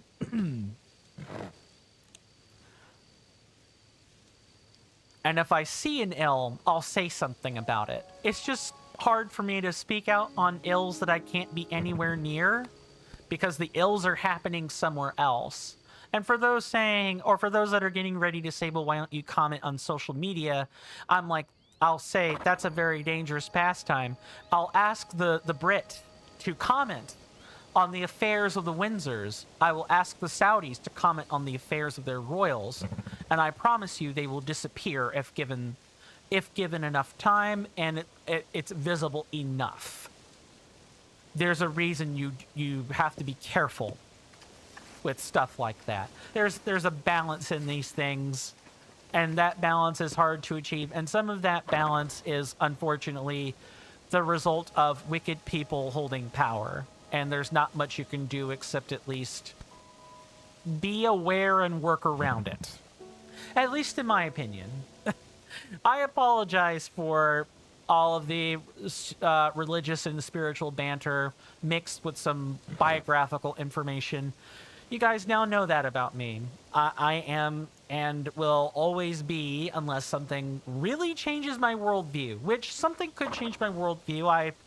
I won't say that... I definitely won't say that there isn't anything that couldn't convince me to drop my spiritual beliefs, but a lot of my beliefs come from my own lived experience, and they help ground me a lot. But I know that that's not what people look for when they're on this app. When they're on these apps, we want to see gameplay, not, Coin's religious hour or whatever, right?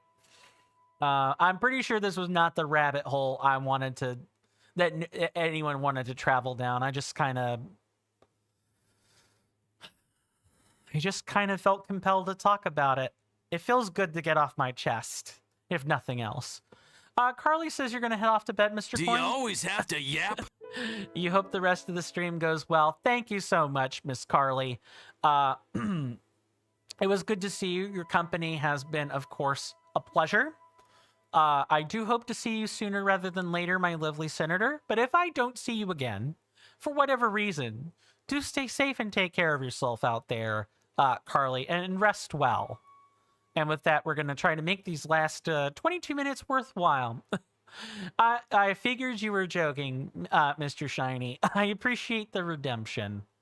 Hey, fella, want me to bend your ear about Misko's treasure? Well, truth be told, I don't have any information to share. Wish I could say different. I heard that this pair of treasure-hunting brothers might have a lead, but I went way out west to the cave near Foothill Stable to talk to them, and they still wouldn't tell me anything. You went to Eastakala's stable to make a wish to the horse god Melania. You asked him to help me find the treasure. Wishes are tricky things. If it doesn't come true right away, you can always go back and make the wish again. Besides, this gives me a chance to finally explore the Northeast. There's joy in the journey, treasure or no treasure. Too true. Okay, we have in fact dealt with that Addison sign. Don't worry. I promise the next time we do these, I'll have these marked on a map so that we don't have... I even have an extra day to try to get that done. I will try to have these locations marked so that we can just go. We can just zoom and we'll be there. I'm not having to look at my map every so often while trying to entertain a chat and do other things. Because that definitely did detract from the speed of today's proceedings. But I am... When it, how do I word this? And I apologize if I take a long time to word it.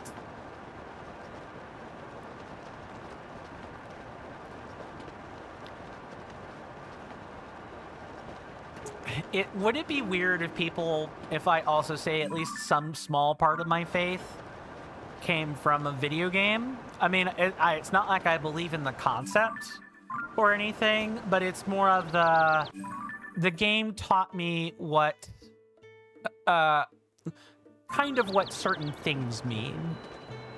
Mr. Shiny says, if you want to follow Mr. Coin on his tarry around Hyrule, here's a way how to do that. I appreciate that, good sir.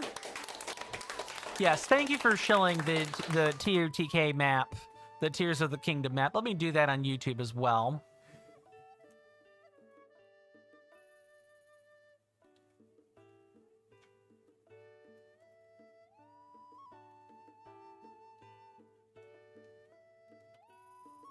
There we go. I got it eventually. If you guys want to follow around as we tour these locations and literally see the signs, Sure, Jan. you're more than welcome to do that.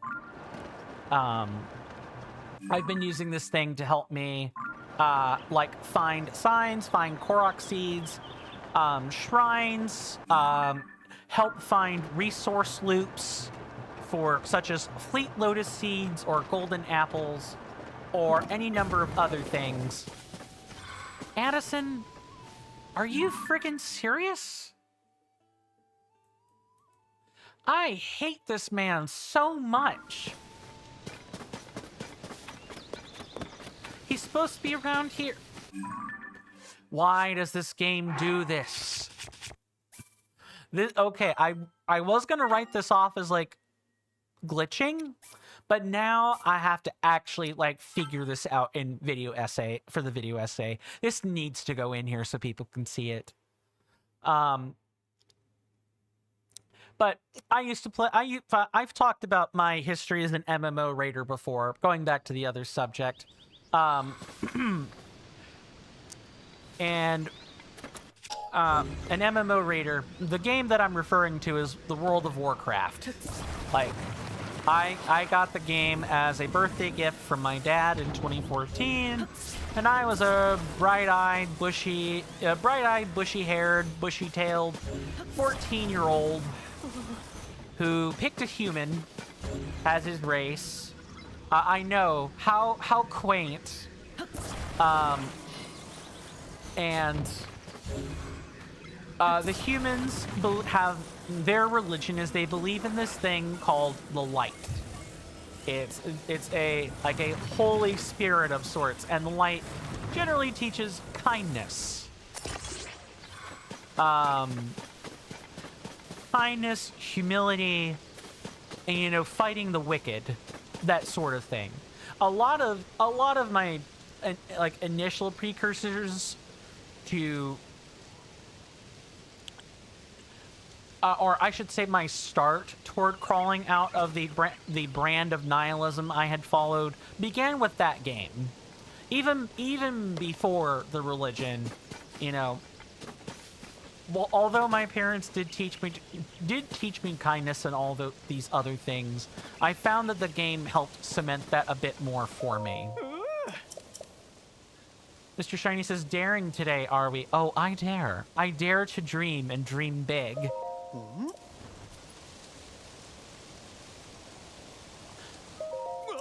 Yes, he's standing. Get to work. I'm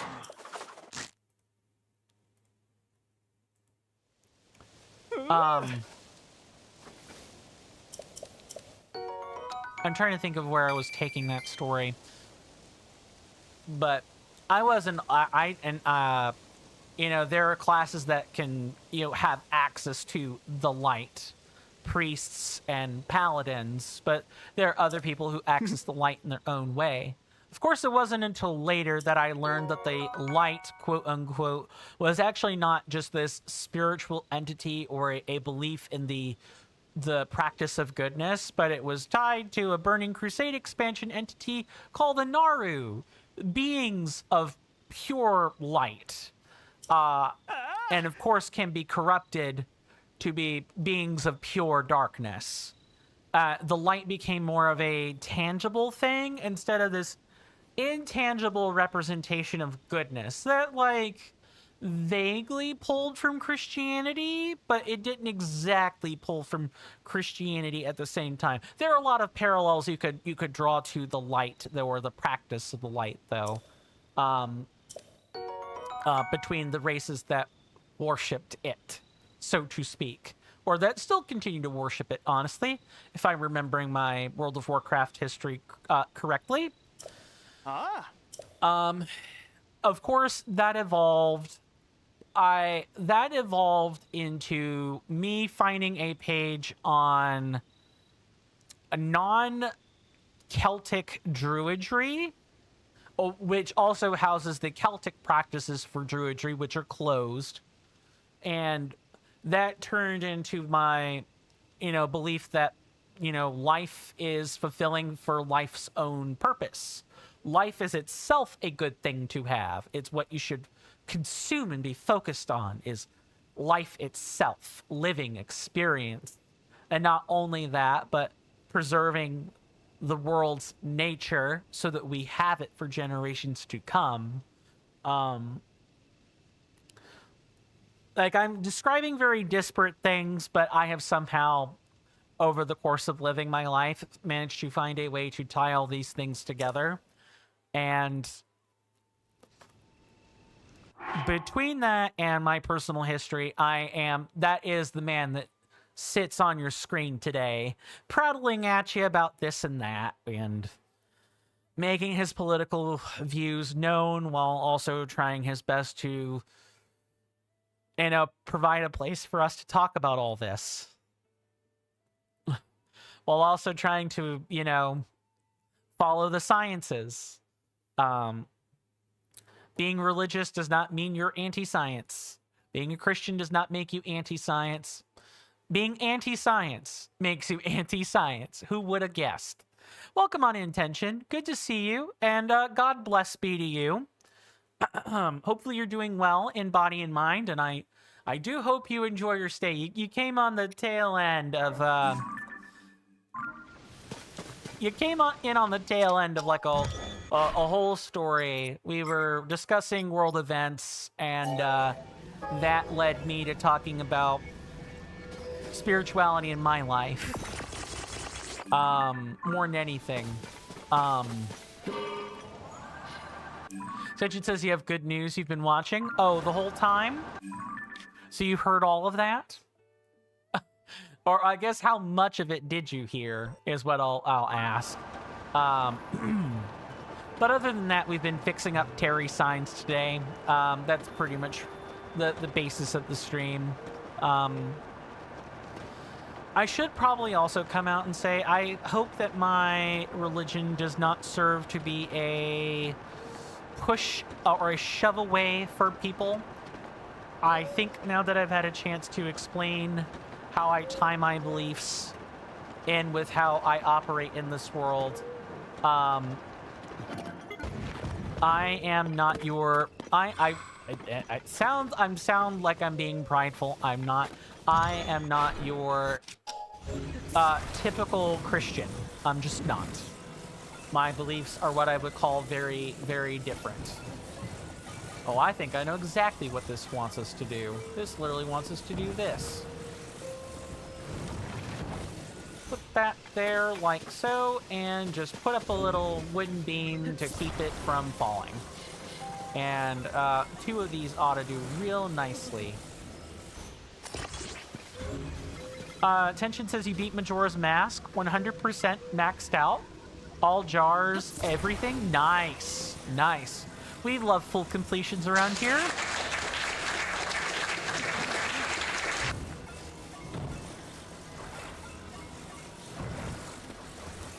Like so.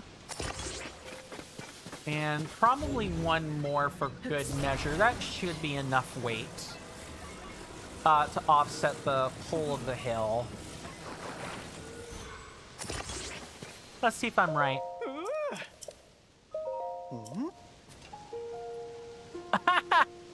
Okay. Oh, yeah, that is another way I could have done it, I suppose. You were supposed to skewer the thing in through these slots. Not do what I did here, but that's funny. Thank you, Mr. Coin. No problem, Mr. Tension. That's how you haven't been talking on stream, but you've been watching everyone. No worries. No worries. Thank you for lurking. I really appreciate that. Yes, Addison, get to work. He's not going to stand there forever.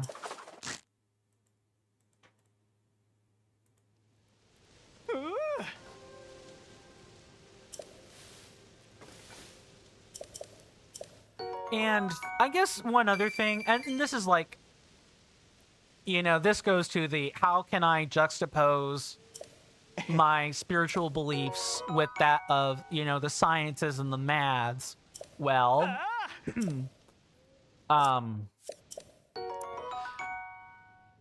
people too often make the Bible say, or it could be any text here, any religion, doesn't matter.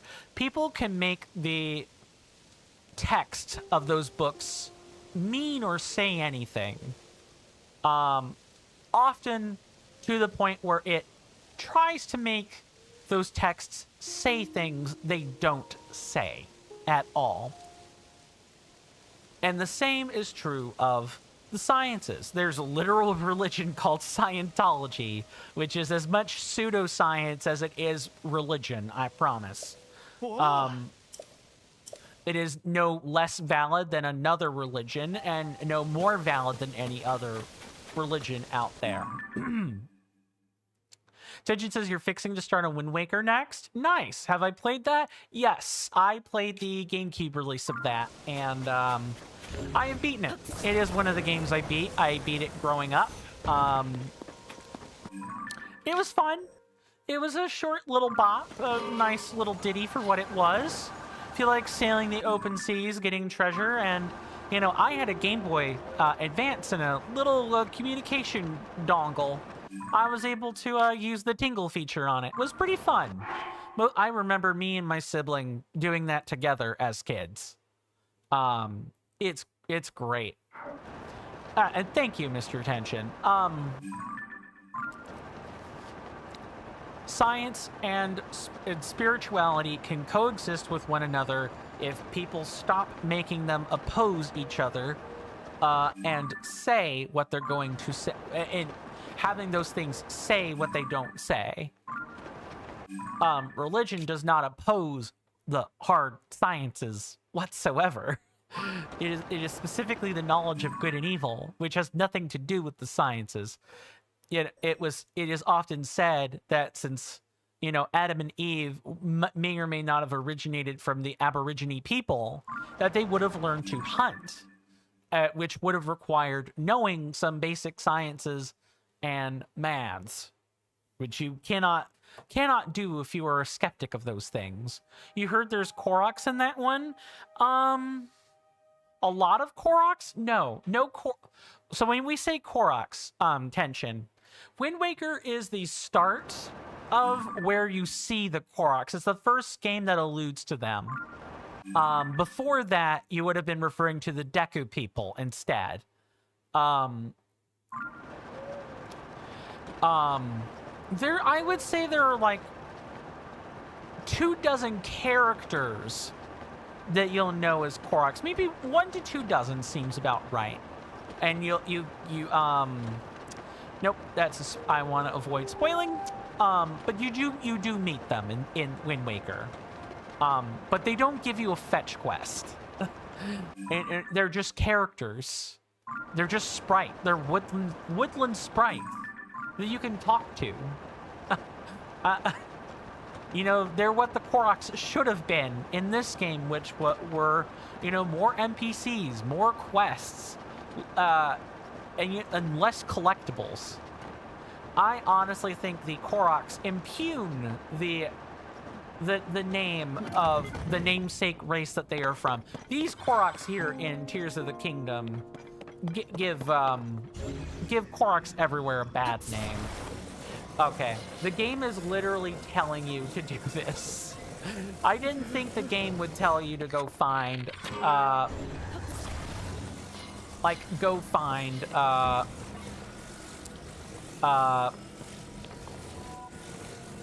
nice.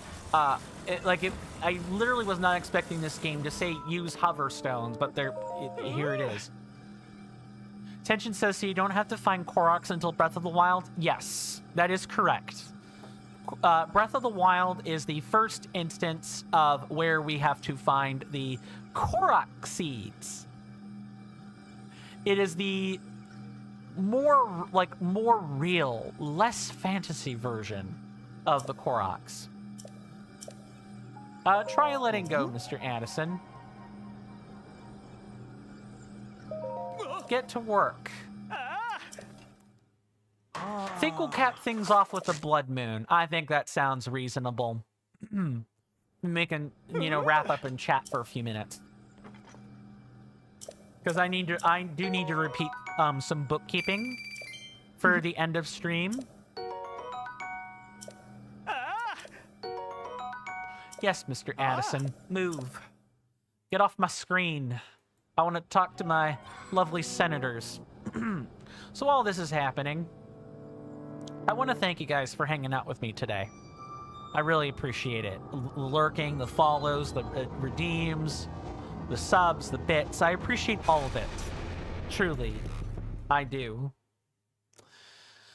I would not be here today. Or I would be here, but I wouldn't be... the channel would not be what it is without you guys. I'm being dead honest. It would not... I'm gonna look you right in the face.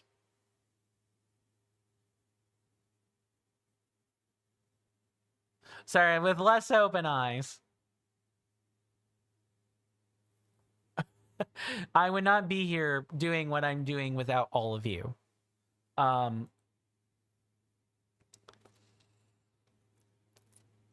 Tension says you got 4 more 3D Zelda games to beat now. Nice. And you left a like? Thank you. I wish I could have alerts for that, but Twitch gets upset if there are alerts. When the multi-streaming begins, though, I'm going to have to figure out how to make all...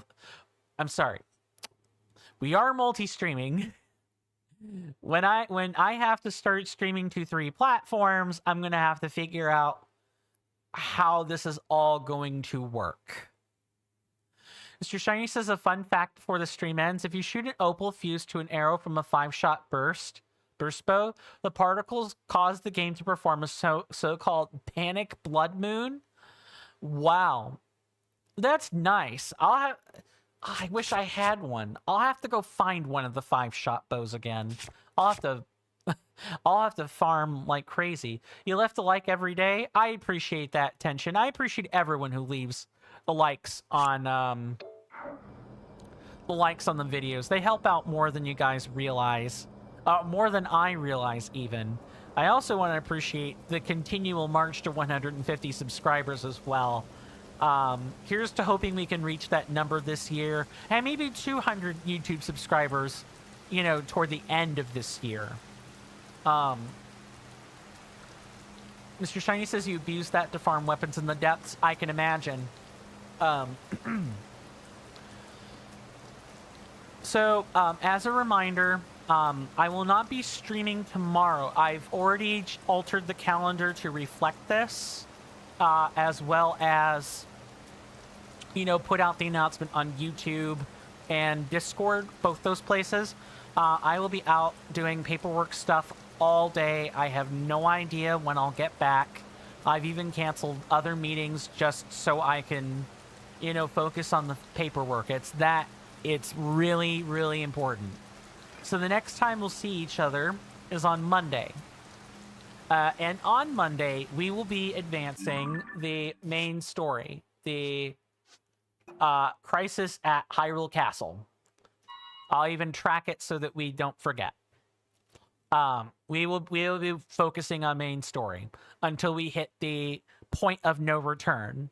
Once we hit the point of no return, we will resume working on side quests, side adventures, that kind of thing. And I look forward to it. I know we all look forward to some story. It's been a week of nonstop clearing out the extra stuff. And I know that can be boring, but I do appreciate, folks sitting through that. However tedious it is. And that we've had some good conversations along the way. And I think you guys may have learned a lot more about me than perhaps you intended to. You know, it ought to really be... It's against the law. In some instances. That said, guys, my name is Coin. Thank you guys so much for watching. This has been another episode of The Legend of Zelda Tears of the Kingdom. You guys know the algorithmic stuff to do in the video, underneath the video player, where the social links are on Twitch, or on the bottom of the description on YouTube will be where you may find any of my hallowed halls, especially my Discord server, which you guys are more than welcome to hop in on. If you're not there already, I would love to have you. We share pictures, we talk about games, Nintendo stuff, other stuff, all kinds of stuff. And if you're subbed through Twitch, or you have a continuous membership package, you get even private channels as well. So I would love to have you there. Let me go ahead and put those out on my way out.